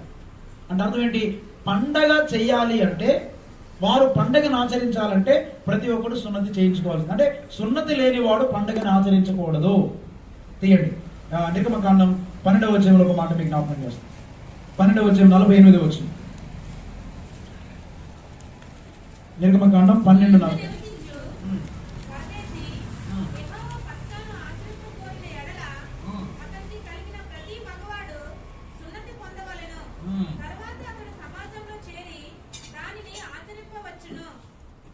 చాలు ఏమంటున్నాడు? సున్నతి పొందిన ప్రతి మగవాడు ఏం చేయాలండి? పండగను ఆచరింపవాలి. అంటే పండగను ఆచరించాలంటే ఏం కావాలి? పండగను ఆచరించాలంటే ఏ గుర్తు ఉండాలి మనకి? సున్నతి ఉండాలన్నమాట. అంటే పండగను ఆచరించేటువంటి ప్రతి వాడు కూడా సున్నతి జరగాలి వాడికి. ఇందులో చాలా గొప్ప ఆత్మీయ మర్మం ఉంది. ఆ ఒక్క మాట చెప్పి నేను ముగిస్తాను, ఇక్కడ మనకు టైం లేదు కాబట్టి ఈ మాట మాత్రం చాలా జాగ్రత్తగా. పండగను ఆచరించేటువంటి వాడు, ఉత్సవము ఆచరించేవాడు. ఇప్పుడు ఈ రోజులు అందరూ కూడా ఈ క్రిస్మస్ లని, ఆ పండుగలు ఈ పండుగలు బోల్డం చేస్తున్నారు కదా. పండుగలు అంటే ఓన్లీ క్రిస్మస్లు, ఈస్టర్ అనుకోబాకండి. బర్త్డేలు, మ్యారేజ్ డేలు కదా, మెమోరియల్ సర్వీసెస్, అసలు ఇవి కూడా లేవు. మనకి అనవసరమైనటువంటి డబ్బులు దండగ ఇవన్నీ. దానికి బట్టలు కొనడము, దానికి కేక్ కొనడము, దానికి మళ్ళీ బెలూన్స్ వదలము, దానికి ఒక డెకరేషన్ చేయడము, ఇవన్నీ కూడా దానికి మళ్ళా భోజనాలు, అందరినీ మనం బంధువుల్ని పిలవడము, పిలిచిన తర్వాత వాడైనా సర్టిఫికేట్ ఇస్తాడా, చికెన్ బాగాలేదు, అంత బాగుంది కానీ బిర్యానీ సార్ ఉడకలేదురా అని చెప్పేసి వెళ్ళిపోతాడు. వాళ్ళు అలా కానుకుంటాడా, పీకల్లాగా తినేసి వెళ్తాడు. అర్థమవుతుందా? అన్ని పెట్టాలి కానీ ఐస్ క్రీమ్ పెట్టలేదు అంటాడు. ఇవన్నీ కూడా మనం లోకంలో నుంచి నేర్చుకున్నటువంటివి. ఇవి క్రైస్తవులకు తగదు. ఈ సంవత్సరము నేను మీ దగ్గర నుంచి కోరుకునేది ఏంటంటే, ఈ సంవత్సరం నేను బర్త్డే చేసుకోవట్లేదండి అని చెప్పగలిగితే నిజంగా దేవుని స్తుతిస్తాను. కేకులు లేవు, అందుకని కేకులు కోయడము, మేకులు కొట్టడం కాదు. బ్రతుకులో ఏం మార్పు వచ్చింది మనం? జాగ్రత్త వినండి. సున్నతిని ఆచరించిన వాడే పండగ చేయాలి, ఉత్సవం చేయాలి. సున్నతి దేనికి సాదృశ్యం? బైబిల్లో చాలా విషయాలు ఉన్నాయి కానీ అవన్నీ మనం చెప్పడానికి టైం లేదు. దానికి అర్థం ఒకటే చెప్తాను చూడండి. సున్నతి అంటే అర్థం ఏంటంటే శరీరమును, సున్నతి అంటే అర్థం ఏంటి? ఇది యూదా సాంప్రదాయం ప్రకారము పురుషుని యొక్క మర్మాంగ అవయవాన్ని, కొంచెం శరీరంలో చిన్న భాగాన్ని కత్తిరిస్తారు. ఈ మర్మావయాన్ని చిన్నగా కత్తిరిస్తారనమాట. అది దేనికి సాదృశ్యం అంటే, ప్రపంచంలో ఉండేటువంటి అన్ని జనులైన వారందరికీ సున్నతి లేదు. కేవలము దేవుని బిడ్డలైనటువంటి ఇశ్రాయేలు ప్రజలకు మాత్రమే సున్నతి ఉంది. అంటే సున్నతిని బట్టి ఏమర్థం చేసుకోవచ్చు అంటే, you are my special people అంటున్నాడు దేవుడు. అంటే దేవుని కొరకు మీరు ప్రత్యేకించబడిన జనాంగం. అంటే అన్య జనుల యొక్క ఆచారములను గాని, అన్య జనుల యొక్క పద్ధతులను గాని, వారి యొక్క వివాహ వ్యవస్థలను కానీ, వారి యొక్క విగ్రహాలను కానీ, వారి యొక్క ఆలోచన సరళతను కానీ మేము అనుసరించని వారము అని దేవునికి ఒప్పుకొని, దేవుని ఎదుట దేవునికి లోబడి జీవించేటువంటి జీవితం సున్నతి జీవితం. ప్రత్యేకించబడినటువంటి జనాంగం. మనలో ఏది ప్రత్యేకత? పండగలు చేస్తున్నారు కానీ ప్రత్యేకత లేదు. ప్రత్యేకించబడినటువంటి వాడే ఉత్సవం చేసుకోవాలి. నేను దేవుని కొరకు సెపరేట్ చేయబడినటువంటి వాడను. I am a special man. అందుకని అంటాడు, దే ఆర్ ఇశ్రాయేలు ప్రజలు, they are separated people and they are the special people.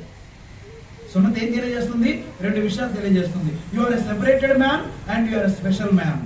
అంటే నీవు వేరుపరచబడినటువంటి వ్యక్తివి. అన్ని జనుల యొక్క సాంప్రదాయములన్నిటికీ మనము భిన్నమైన వ్యక్తులం. కానీ ఈ రోజుల్లో ఏం జరుగుతుందో చెప్పండి? అన్ని జనులకు పండుగలు, మనకి పండుగలు, వాళ్ళకి మందిరాలు, మనకి మందిరాలు, వాళ్ళ పెళ్లిళ్ళు తాలిబొట్టు, బీలిబొట్టు, మట్టెలు ఇవన్నీ పెట్టేస్తుంటారు. పసుపు తాడు, పెళ్లి ఏమంటారు, పెళ్లి కూతుర్ని తయారు చేసినప్పుడు బట్టలు పెట్టడం, వాళ్ళు పెట్టడం, వీళ్ళు పెట్టడం, ఎన్ని తతంగాలండి అసలు. బైబిల్ మ్యారేజెస్ ఎలా జరిగాయి తెలుసా? చెప్తే చాలా ఆశ్చర్యపోతారు. బైబిల్ మ్యారేజ్ రిబ్కాని తన కుమారునికి కోడలుగా, భార్యగా తెచ్చుకోవాలనుకున్నాడు. అబ్రహాం ఏం చేశాడు? రిబ్కాను తీసుకొచ్చాడు. ఎలియాజరు వెళ్ళాడు, రిబ్కాను తీసుకొచ్చాడు. తీసుకొచ్చిన తర్వాత ఇసాక్ ఏం చేస్తున్నాడు? పొలంలో ధ్యానం చేస్తున్నప్పుడు రిబ్కాను చూశాడు. అందమైన అమ్మాయి వచ్చేస్తుంది, నా భార్య అనుకున్నాడు. రాగానే వాళ్ళ తల్లి ఏం చేసింది? గుడారం ఉంటే గుడారంలోనికి కొడుకుని రిబ్కాని, కుమారుడని ఇస్సాకును రిబ్కాను లోపల పెట్టేసింది. తర్వాత బయటకు వచ్చేసింది. అక్కడ ఏముంటది? ఇస్సాకు రిబ్కాను పరిగ్రహింపగా, అంటే వాళ్ళు ఇద్దరు కూడుకోవడమే పెళ్లి జరిగిపోయినట్టు. అక్కడ భాష లేదు, భజంత్రి లేదు, పాస్టర్ గారి ప్రసంగాలు లేదు, పెళ్లి ఎవరు చేస్తారు, ఇది ఎవరు చేస్తారు, ఏమీ లేదు. ఇక అంతే. మీరు బైబిల్ చూడండి, చాలా పెళ్లి మీరు గమనించాలి. అది జీవిష్ కష్టం అన్నమాట.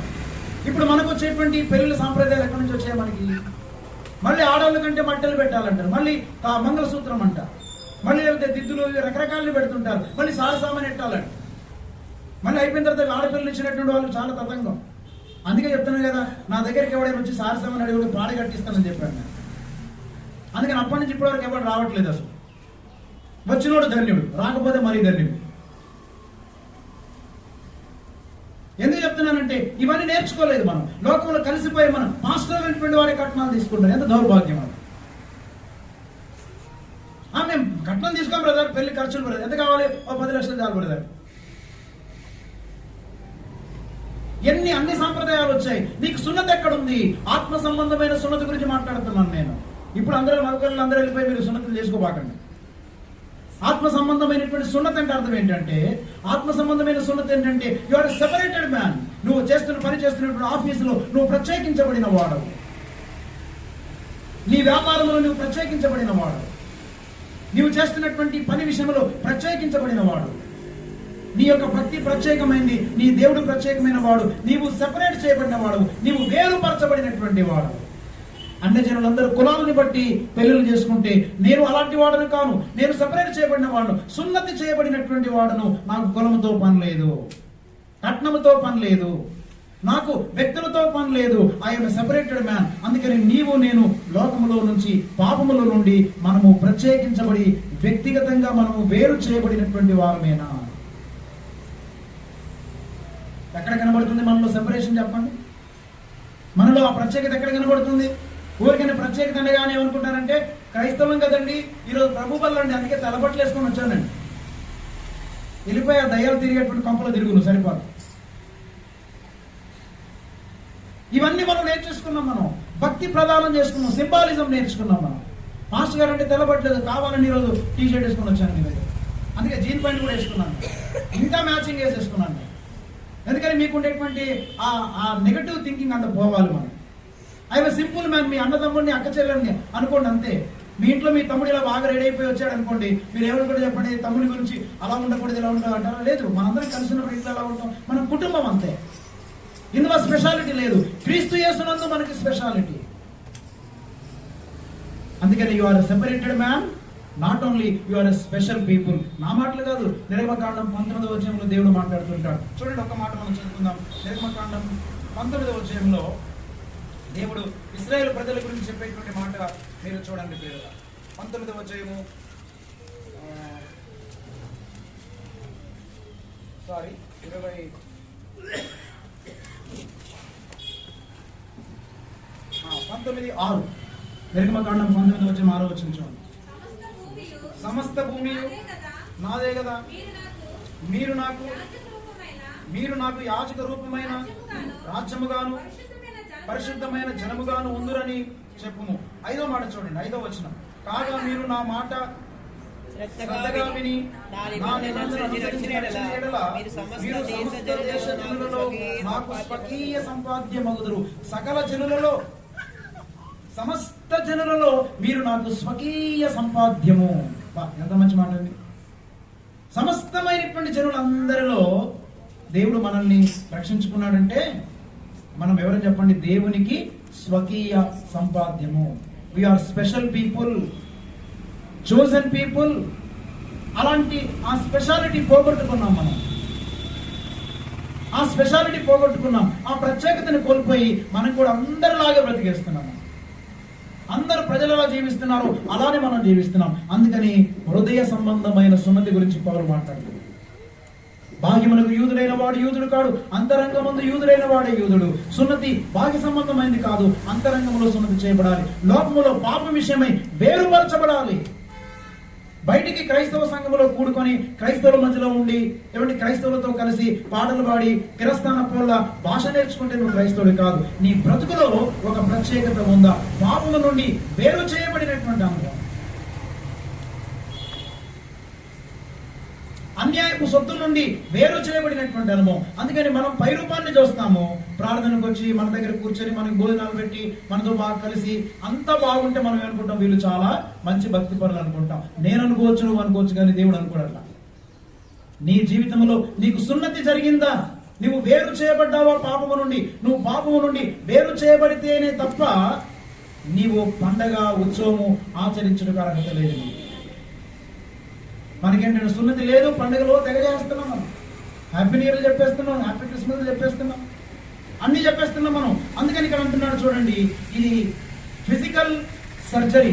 అంటే శరీరం మీద, పాత నిబంధనలో యూదులకి వారు శరీరం మీద జరిగినటువంటి భౌతికమైన శస్త్రచికిత్స. కానీ ఇప్పుడు ఏం జరగాలంట సున్నతి అంటే? కృత నిబంధన ప్రకారము క్రైస్తవులమైనటువంటి మన జీవితంలో ఆత్మీయ శస్త్రచికిత్స మన హృదయాల మీద జరగాలి. చాలా మంది హృదయాలకి శస్త్రచికిత్స జరగలేదు. ఈ శస్త్రచికిత్స అంటే ఏంటి? సర్జరీ జరగడం అంటే అర్థం ఏంటంటే చూడండి, పాత నిబంధనలో జాగ్రత్త వినాలి. పాత నిబంధనలో ఆ వ్యక్తి యొక్క శరీరంలోని కొంచెం భాగం మాత్రమే కత్తిరిస్తారు. కానీ క్రొత్త నిబంధనలో సున్నత అంటే ఏంటంటే మన శరీరములో ఉండేటువంటి, మన హృదయంలో ఉండేటువంటి పాప నైజం అంతా కూడా కత్తిరించి వేయబడాల్సింది. ఆల్ ద సిన్స్, హృదయానికి పట్టినటువంటి ఆ పాపం అంతా కూడా, దీన్ని ఎలా అంటే the whole body of since of the flesh, శరీరానికి సంబంధించినటువంటి పాపాలన్నీ కూడా ఆ హృదయంలో నుండి తొలగించి వేయబడాలి. పాత నిబంధనలో కేవలము శరీరంలో ఒక భాగానికి, కానీ క్రొత్త నిబంధనలో విశ్వాసమైన మన జీవితంలో మన బాడీ అంతటిలో నుంచి ఆ పాపము యొక్క స్వభావము అంతా తొలగించి వేయబడాలి. అది సున్నతి అన్నమాట. ఆ సున్నతి నీకు నాకు జరిగిందా? ఈ సున్నతి చాలా మందికి జరగలేదు. సున్నతి లేకుండానే దేవుని బిడ్డలతో కలిసిపోతున్నాం మనం. అందుకని సున్నతి జరిగింది. అందుకొరకు వాళ్ళు ఏం చేశారట? పస్కా పండుగను ఆచరించిరి. సెలబ్రేషన్, సర్కంసిషన్ జరిగింది, తర్వాత సెలబ్రేషన్ వచ్చింది. వాళ్ళు అప్పుడు పండుగ ఆచరిస్తున్నారు. అందరికీ సున్నతి జరిగిన తర్వాత. అంటే ఇప్పుడు మన పండుగ, మన ఉత్సవం ఎప్పుడు రియల్ అవుతుందనంటే, మన ఆనందం ఎప్పుడు రియల్ అవుతుందనంటే, మన ఆత్మ సంబంధమైన సున్నతి మన హృదయాల మీద మనకి జరిగినప్పుడే. అది జరగనంత వరకు మనకి సున్నతి లేదు, మనం చేసే పండగ లెక్కలోకి రాదు. అంత మాత్రం కాదు, మూడవదిగా చివరిగా పిల్లరా, వాళ్ళు ఏం చేశారంటే సివిలైజేషన్, అంటే వాళ్ళు ఆ భూమి పంటను తిన్నారు. మొట్టమొదటిగా వారు నేల మీద 40 సంవత్సరాల తర్వాత భూమి పంటను తినడం ఆరంభించారు. అంటే న్యూ సివిలైజేషన్ ఆరంభించబడింది. ఒక కొత్త సంస్కృతి లేకపోతే కొత్త నాగరికత ఆరంభించబడింది. అంతవరకు వాళ్ళకి పంట లేదు, విత్తనం వేయలేదు. కానీ ఇప్పుడు ఏం చేస్తున్నారు? పంటలు వేస్తున్నారు, పండించుకుంటున్నారు, సొంతంగా కష్టపడి సంపాదించుకొని తింటున్నారు అన్నమాట. అంటే ఇప్పుడు ఏం చేయాలి మనం? మన ఆధ్యాత్మికమైన జీవితంలో కొత్త నాగరికత అంటే అర్థం ఏంటంటే, ఒక్కరొక్కరము వ్యక్తిగతంగా దేవుని యొక్క వాక్యాన్ని ధ్యానించి చదివి అందులో ఉన్న సత్యాలు మనం అర్థం చేసుకొని ఆ వాక్యానికి లోబడి జీవించే జీవితాన్ని మనం కలిగి ఉండాలి. New life. ఈ నూతన నాగరికత లేదు మనకి. ఎంతసేపు అయ్యగారి మీద ఆధారపడే, మీరు మాకు వాక్యం చెప్పండి వింటామండి, మీరేం చేస్తారు? మేము పడుకుంటామండి ఇంటికి వెళ్ళి. ఎంతసేపు కొంతమందికి నిద్ర నిద్ర నిద్ర అంటే సోమరులు చాలా మంది. దేవుని యొక్క ఆత్మచేత నింపబడినటువంటి వాడు సోమరిగా ఉండలేడు, తెలుసా? సోమరిగా ఉండలేడు. మనకేంటంటే, నేను 2-3 సంవత్సరాల క్రితం ఒక క్రిస్మస్ రోజునైతే దాదాపు 6 ప్రసంగాలు చేశాను. పొద్దున 8 గంటలకు మొదలుపెట్టి రాత్రి 11 గంటల దాకా ప్రసంగాలు చేస్తూనే ఉన్నాను. ఈ బాడీ, ఈ ఆహారం అంతే. మనకేంటంటే కొంచెం అసలు ప్రసంగం చేయనక్కర్లా, కూర్చొని వాక్యం వినాలనుకోండి, నీరసం వచ్చేస్తా చాలా. దేవుని ఆత్మచేత నింపబడిన వాడికి జబ్బులేం పనిచేయవు. మనకు తెలుసా? ఒకరు ఉన్నా అవి దేవుని కొరకు మనల్ని ఆటంకపరచబడాలి. జబ్బులు కూడా తెలుసుకుంటాయి, అమ్మో వీడు దేవుని బిడ్డ, దేవుని కోసం వెళ్తాడు, మనం ఎందుకు అనవసరం ఆటంకపరచమని అవి భయపడతాయి అంతే. మనం ఏం చేస్తామంటే జబ్బులు మనం గుర్తు చేస్తూ ఉంటాం. జబ్బా, నువ్వు ఉన్నావు కదా, నాకు షుగర్, ముందే అనేసుకుంటాడు. నేను షుగర్ పేషెంటే కదండి, నువ్వే అనేసావు కదా దానికి, అందుకని షుగర్ మీద దాడి చేస్తాం. అంచేత వీళ్ళు 3 అనుభవాలు. ఏం జరిగింది? సున్నతి చేయబడింది వీళ్ళకి. రెండవది వీళ్ళు ఉత్సవం చేసుకున్నారు. మూడవది ఏంటంటే కొత్త జీవితం ఆరంభించబడింది. అలాగనే ఈ 2022వ సంవత్సరంలో రాబోతున్న కాలంలో ఒమిక్రాన్ వస్తుందో డొమిక్రాన్ వస్తుందో మనకి దీని రూపురేఖలు మార్చుకొని ఇంకే క్రాన్ వస్తుందో మనకి. మనలో ఎంతమంది ఉంటామో వెళ్ళిపోతామో తెలియదు. కానీ ఒక సూత్రం మాత్రం మీకు చెప్తున్నాను, ఒక సత్యాన్ని మాత్రం మీకు చెప్తున్నాను. సున్నతి చేయబడండి, హృదయం సున్నతి జరగండి. అంటే separate from the worldly people and live like A special people అంటూ గాడ్. అలాగనే రెండవది ఉత్సవం అంటే అర్థం ఏంటంటే, ఫంక్షన్ అంటే మనం ఏదో ఒక ఫంక్షన్ పెట్టుకుంటేనే, మ్యారేజ్ డే, బర్త్డే పెట్టుకుంటేనే ఫంక్షన్ కాదు. యేసుక్రీస్తు ప్రభుని జీవితంలో మనం అనుభవించేటువంటి ఆ జీవితం అంతా ఉత్సవమే. మీరు సంవత్సరానికి ఒకసారి చేస్తారో నాకు తెలియదు, కానీ every day I am celebrating my celebration. Every day, ప్రతిరోజు నా సెలబ్రేషన్ ఉంటుంది. నా సెలబ్రేషన్ ని పంచుకోవడానికి నాకు తగిన వ్యక్తులు కూడా లేరు ఎవరు. ఏమంటే ఒకరో ఇద్దరు ఉన్నారంతే, వాళ్ళతోనే నా సెలబ్రేషన్ పంచుకోవడం. Every day I'm celebrating my life every day with Christ. అవి నేను మీకు వర్ణించలేను. సెలబ్రేషన్ ఉన్నటువంటి వాడు అన్ని మర్చిపోతాడు. దావీదు ఏం చేశాడు? దేవుడు మనసాన్ని తీసుకొస్తాడు, గుడ్డలు పోయేంతగా నాట్యం చేశాడా లేదా? భార్య ఏముంది? పిచ్చోడవా, ఎర్రోడివా, పిచ్చి పట్టిందా, ఏమైనా నీకు పోయే కాలం వచ్చిందా, అలా గుడ్డలు పెట్టేట్టు నాట్యం చేస్తున్నావేంటి, డాన్స్ చేస్తున్నావేంటి? దేవుని యందు నిజముగా దేవుణ్ణి ఆరాధించేటువంటి వ్యక్తులకి ఇవేవి తెలియదు. అంతగా దేవుణ్ణి ఆరాధించాడు. అక్కడ మీరు జరిగినటువంటి ఒక చిన్న సన్నివేశం జ్ఞాపకం చేస్తున్నానండి. మీకాలు ఇంటికి వెళ్ళిపోయాడు. దావీదు అంతా అయిపోయిన తర్వాత ఇంటికి వెళ్ళిపోయాడు. వాళ్ళ మధ్యలో సంభాషణ. ఒక ఆయన చాలా సంవత్సరాలకి, 25 ఏళ్ళు 30 ఏళ్ళ క్రితం ఊహించి చెప్పినటువంటి సన్నివేశం. వీళ్ళిద్దరు మాట్లాడుకుంటారట. మీకాలు ఏముందంటే, చూడు దావీదు రాగానే, ఏమయ్యా నీకు ఎర్రి పట్టిందా, ఆ రోడ్డు మీద ఉండేటువంటి వాళ్ళ ఏంటి ఆ డాన్స్లు ఏంటివి, ఆ నాట్యాలు ఏంటివి? ఆయన దావీదు గొర్రెలు కాసుకునేవాడు కదా అన్నదట మీకాలు, చూడు నీ గొర్రెలు కాసుకునే బుద్ధి పోలేదు కదా అన్న.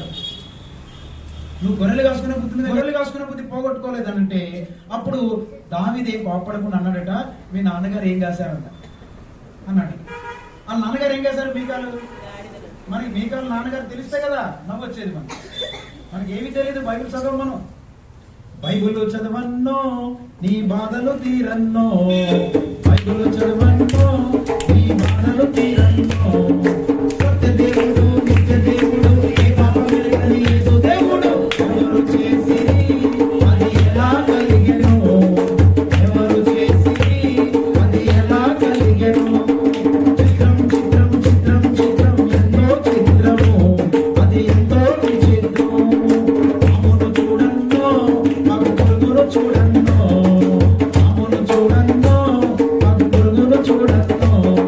చెట్టును చూడు, పుట్టను చూడు, మనిషికి తేడా చూడు. ఎవరు చేసిరి అది ఎలా కలిగెను, ఎవరు చేసిరి అది ఎలా కలిగెను. చిత్రం చిత్రం చిత్రం చిత్రం ఎంతో చిత్రము, అది ఎంతో విచిత్రము. చిత్రం చిత్రం చిత్రం చిత్రం ఎంతో చిత్రము, అది ఎంతో విచిత్రము. పక్షిని చూడన్నో మాకు పురుగును చూడన్నో, పక్షిని చూడన్నో మాకు పురుగును చూడన్నో. చెట్టును చూడు, పుట్టను చూడు, మనిషికి తేడా చూడు. ఎవరు చేసిరి అది ఎలా కలిగెను, ఎవరు చేసిరి అది ఎలా కలిగెను. ఏం చేయాలంట? బైబిల్ చదవన్నో నీ బాధ, ఆయన బాధలు అన్నాడు కానీ నీ బతుకు మారాలని నేను రాస్తున్నా. బైబిల్ చదవన్నో నీ బతుకు మారుతుంది. ఏం మారుతుంది మనకి? బైబిల్ చదివితే బతుకు మారుతుంది మనకి, బాధలు పోవడం కొరకు కాదు. అంచేత గమనించండి పిల్లలు. ఎందుకు చెప్తున్నానంటే, ఏమంటే ఏం చేయాలి మనం చెప్పండి. ఇందాక నేను ఏదో పాయింట్ చెప్పేవాళ్ళకి వచ్చాను. మీ కాలంలో దావీదు ఏమన్నాడు? మీ నాన్నగారు ఏం కాసుకునేవాడు? వాళ్ళ నాన్నగారు ఏం కాశారు చెప్పండి. మీ కాలం నాన్నగారు సౌలు ఏం కాసేవాడు? సౌలు తన తండ్రి గార్ధబొమ్మలను అరణ్యములో మేపుచుండగా. అంటే దీని అర్థం ఏమైంది? నీ గొర్రెలు కాసుకునే బుద్ధి పోలేదని మీకాలంటే దావీదు అన్నాడు. అంటే మీ నాన్నగారు ఏం కాశారంటే అర్థం ఏంటి? మీ నాన్నగారు గాడిదలు కాశారు అంటే నీ గాడిద బుద్ధి పోనిచ్చుకోలేదన్నాడు. దేవుణ్ణి ఆరాధించే వారిని, దేవుణ్ణి సేవించే వారిని ఆటంకపరిచే వాళ్ళు వాళ్ళ గాడిద బుద్ధిని వెలుబుచ్చుతున్నారు. అందుకే మీరు గమనించండి, దేవుడు ఏం చేశాడో తెలుసా? మీకాలు యొక్క గర్భమును తెరవలేదు, గొడ్రాలుగా చేసి పడేశాడు. పిల్లలు పుట్టరు పోనీ కన్నాడు. God is very serious. ఆయనని ఆరాధించేటువంటి వారిని ఆటంకపరిచినప్పుడు, ఆయన కొరకు జీవించాలనుకున్న వారిని ఆటంకపరిచినప్పుడు దేవుడు చూస్తూ ఊరుకోడు. అందుకని నేను అంటున్నాను, తల్లిదండ్రులారా, మీ పిల్లలు ప్రభువుని వెంబడిస్తున్నప్పుడు వారిని ఆటంకపరచడానికి ప్రయత్నం చేయకండి. దేవుడు మిమ్మల్ని లేకుండా చేస్తాడు. ఎవరైనా సరే పిల్లలు దేవుణ్ణి వెంబడిస్తూ వెంటాడుతున్నప్పుడు మీరు వాళ్ళని ఆటంకపరచడానికి ప్రయత్నం చేయొద్దు. పిల్లలు కూడా ఏమంటుంటారంటే, మా అమ్మ నన్ను ఒప్పుకోరు కదండి, మరి వాళ్ళ కోసం కదండి, వీళ్ళ కోసం కదండి, వీళ్ళు కూడా డాన్స్ చేస్తుంటారు. అంటే యాక్చువల్లీ వీడికి అసలు ఇంట్రెస్ట్ లేదు అసలు. యాక్చువల్గా నేను చాలా సంవత్సరాల క్రితం చెప్పాను, విశాఖపట్నం వచ్చినప్పుడు దేవుడు నన్ను విశాఖపట్నం సేవకు పిలిచాడు. అమ్మా నాన్న మీరు ఒక్కనే కొడుకుని, ఏకైక కొడుకుని నేను, మీరు నన్ను బలవంతం పెట్టడానికి వీల్లేదు. మీరు అక్కడికి రండి, హైదరాబాద్ రండి, మన ఊరు వచ్చేయండి, ఇక్కడ సేవ చేసుకుంటే మీరు నాకేం చెప్పొద్దు. నేను ఇక్కడే ఉంటాను, ఇక్కడే ఏమైనా అవుతాను నేను, మీరు నా కోసం ఆ విషయం ఆలోచించకూడదు, నాకు సలహాలు కూడా ఇవ్వద్దు అని చెప్పాను. God has chosen me a special person. I want to be here. నాకు ఇక్కడ బంధువులు లేరు, మిత్రులు లేరు, ఎవ్వరు లేరు. నాకంటూ ఒక్క చుట్టం కూడా విశాఖపట్నంలో మా సొంత బంధువుల్లో ఏ ఒక్కరు లేరు. నాకు ఐఎమ్ ద ఓన్లీ పర్సన్. కానీ అంతకంటే మించినటువంటి బంధువులు, మిత్రులు, తల్లులు, అక్కలు, సహోదరులు, పిల్లలు లాంటి వాళ్ళు దేవుడు నాకు ఇచ్చాడు. ఇంతకంటే ఏం కావాలి నాకు? మా అమ్మకి ఇప్పుడు గ్రహింపు వచ్చింది, మన బంధువుల కంటే ఆ బంధువులే నేను బాగా చూసుకుంటాను నాయన, నువ్వు అక్కడే ఉండు, ఎక్కడికి వెళ్ళొద్దా. ఇప్పుడు అర్థమైంది మా అమ్మకి. ఉంటుంది తల్లులకి జనరల్గా ఒక్కొక్కడికే కదా దగ్గర ఉండాలని అనుకుంటాం మనం. ఉండొచ్చు, తప్పేం లేదు. కానీ మనం తల్లిదండ్రులు కూడా చెప్పడం మనం నేర్చుకోవాలి. ఎందుకంటే you are special person, you are adopted person. తండ్రి నిన్ను అడాప్ట్ చేసుకున్నాడు. ఇవన్నీ మనం మర్చిపోయి ఏమనుకుంటామంటే, మనం చాలా మంది ఎర్ర సముద్రాన్ని దాటారు కానీ యోర్దాన్ని ఇంకా దాటలేదు. అంచేత ప్రియమైన దేవుని బిడ్డలారా, వాళ్ళకి నూతన జీవితం ఆరంభించబడింది, సున్నతి జరిగింది, పండగ చేసుకున్నారు, వాళ్ళకి క్రొత్త జీవితం ఆరంభించుకున్నారు. కొత్త జీవితం ఆరంభించినంత మాత్రాన ఇక అంతా అయిపోయింది, సెటిల్ అవుదాం అనుకోలేదు. 4వ అనుభవం కూడా ఉంటుంది తర్వాత 6వ వచనంలో. అక్కడ ఏం జరుగుతుందంటే, ఇందాక బ్రదర్ చెప్పినట్టు వారు యుద్ధ సన్నద్ధులైరి, అది కూడా ఒక పాయింట్. వారు యుద్ధ సన్నద్ధులు దేవుడు చేశాడు వాళ్ళని. యుద్ధ సన్నద్ధులు ఏం చేశారు తెలుసా? యెరికోను మొట్టమొదటిగా ముట్టడి వేశారు. అంటే మన క్రైస్తవ జీవితం ఇది ఒక యుద్ధ రంగం. గుర్తుపెట్టుకోవాలి. మనము చేసేటువంటిది ఒక పోరాటం ఉంది మన ఎదుట. 2022 సంవత్సరమే కాదు, మనం ప్రభుని నమ్ముకున్నప్పటి నుంచి మన ఎదుట ఒక పోరాటం ఉంది. ఈ పోరాటంలో మనం ముందుకెళ్ళాలి. ఇశ్రాయేలు ప్రజల యొక్క పోరాటం ఎలాంటిది తెలుసా? వీరు అనుకుంటారు ఈ పోరాటంలో ఓడిపోతున్నానండి, నేను వాడిపోతున్నాను అనుకుంటారు. అక్కర్లేదు ప్రియరా, మన పోరాటం ఎలాంటిదంటే, ఇశ్రాయేలు ప్రజలు జాగ్రత్త వినండి. వారందరూ కూడా యెరికో పట్టణానికి సమీపించగానే దేవుడు అన్నాడు, యెరికో పట్టణం చుట్టూ మీరు 7 రోజులు ప్రదక్షిణ చేయమన్నాడు. 7వ రోజు 7 సార్లు చేయమన్నాడు. మొత్తం మీద ప్రదక్షిణ చేశారు. ఏమైంది? యెరికో గోడలకు. అంతేగాని వీళ్ళు కత్తులు, బల్లాలు, ఈటలు అవన్నీ పట్టుకున్నారా? ఎట్లా చేశారు యుద్ధం? వాడు అది విశ్వాస యుద్ధం. ఏ యుద్ధం అది? విశ్వాస యుద్ధం. అంటే మనం ఈ లోకంలో దేన్ని జయించాలనుకున్నా మనము దేవుని యందు ఉన్న విశ్వాసంతోనే మనం జయించగలం. అందుకని యెరికో గోడలను వాళ్ళు బూరలు పట్టుకొని ఊదుతున్నప్పుడు యెరికో గోడలు 7వ దినమున కూలిపోయాయి. అంటే మన విశ్వాస జీవితంలో మనం ప్రయాణం చేసే జీవితం ఏంటంటే, ఇది యుద్ధ రంగము, ఇది యుద్ధముతో కూడినటువంటిది. చాలా మందికి ఇది అర్థం కాలేదు. ప్రార్థనకు వచ్చాము, వాక్యం విన్నాము, ఇంటికి వెళ్ళిపోయి ఇంకా శుభ్రంగా తినేసి పడుకోవడం అండి మన పని ఏం లేదు. మళ్ళా ఆదివారమే మనకు అవసరం. క్రైస్తవ జీవితం ఒక పోరాటం. It is a battle ground, it's not the play ground. ప్రతిదినం మనము దేవుని సముఖంలో అపవాదితోనూ మన శరీర క్రియలతోనూ మనము పోరాడుతుండాల్సినటువంటి పోరాటం. అంటే రెస్ట్ తీసుకునేటువంటిది కాదు. కొత్త జీవితం ఆరంభించాము, దేవుడు ఎన్ని మేలు ఇస్తాడు, ఎన్ని ఆశీర్వాదాలు ఇస్తాడు, ఏమేమి కొత్త జీవితంలో ఏం పొందుకుంటాం అనేది కాదు. మనమందరము దేవుని కొరకు ఇది ఒక యుద్ధ రంగము. ఈ యుద్ధ రంగంలో మనమందరం కూడా ముందుకెళ్ళాలి, మనం ప్రయాణం చేయాలి. అందుకని ఇలాంటి క్రీస్తును స్వీకరించగానే మన యుద్ధం ముగిసింది అనుకోవడం కాదు, అంటే వేరొక యుద్ధం ప్రారంభమైంది. అర్థమైందా? యేసు ప్రభువు నమ్ముకున్న తర్వాత యుద్ధం ముగించబడలేదు, యుద్ధం ప్రారంభించబడింది. కాబట్టి యేసు వైపు చూచుచు ఈ పందెపు రంగంలో ఓపికతో మనము పరుగెత్తు. నేను ఈరోజు చెప్పినటువంటి మాటలు మీరు కావాలనుకుంటే ఆడియో ఉంది, వీడియో ఉంది, మళ్ళా వినండి, ధ్యానించండి దేవుణ్ణి. నేను ఇంకా చెప్పాలనుకున్నవి చాలా చెప్పలేదు. మీరు ధ్యానించండి, ప్రభువుని అడగండి. ఒక నూతన జీవితమును ఆరంభించి నూతనముగా మీరు ప్రభుతో సమయం గడపండి. అనవసరమైనటువంటి పనుల కొరకు, ఈ ఉద్యోగాలు సద్యోగాల కొరకు అందులో మీ సమయాన్ని నిమగ్నం చేయకండి. ఈ పిచ్చాపాటి మాటలు ఇరుగు పొరుగు వాళ్ళతో, బంధువులతో మీరు మాట్లాడుతుంటారే, వాటిని క్లోజ్ చేయండి. వాట్సాప్లో, ఫేస్బుక్లో అతుకుపోయి పనికిమాలినటువంటి చిత్రాలు అవన్నీ చూడబాకండి.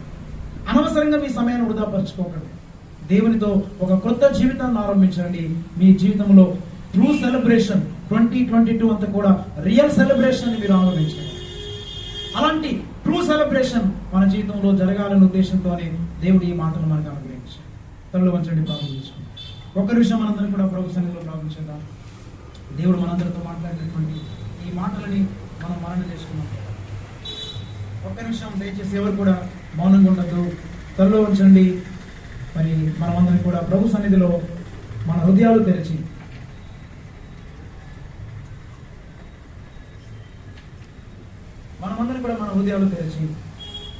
హృదయ సున్నతి జరిగిందా నీకు? దేనికోసం ఏడుస్తున్నావు? ఎక్కువగా పిల్లలు లేరని ఎక్కువగా ఏడుస్తున్నావా? దేవుని కంటే ఎక్కువగా దేనికోసం ఏడవడానికి వీల్లేదు. అలా ఏడుస్తున్నావంటే దేవుణ్ణి నువ్వు ఆరాధించట్లేదు, దేవుణ్ణి మికటముగా ప్రేమించట్లేదు. ప్రభు దగ్గర ప్రార్థన చేసుకుందాం. ప్రభుని అడుగుదాం, దేవా మమ్మల్ని కనికరించండి ప్రభా. మా ఏడుపంతా లోకం కోసమే, మా ఏడుపంతా తిండి కోసమే, మా ఏడుపంతా ఈ లోకంలో ఏమి తిందమా ఏమి త్రాగుదమా అనేటువంటి ఆలోచన కొరకే, మా ఏడుపంతా ఉద్యోగాలు, మా ఏడుపంతా మా పిల్లల భవిష్యత్తు, మా ఏడుపంతా మా యొక్క సంసార జీవితమే. ఈ లోకంలో ఎలా గొప్ప వాళ్ళము వాళ్ళు, అవే మా ఏడుపంతా.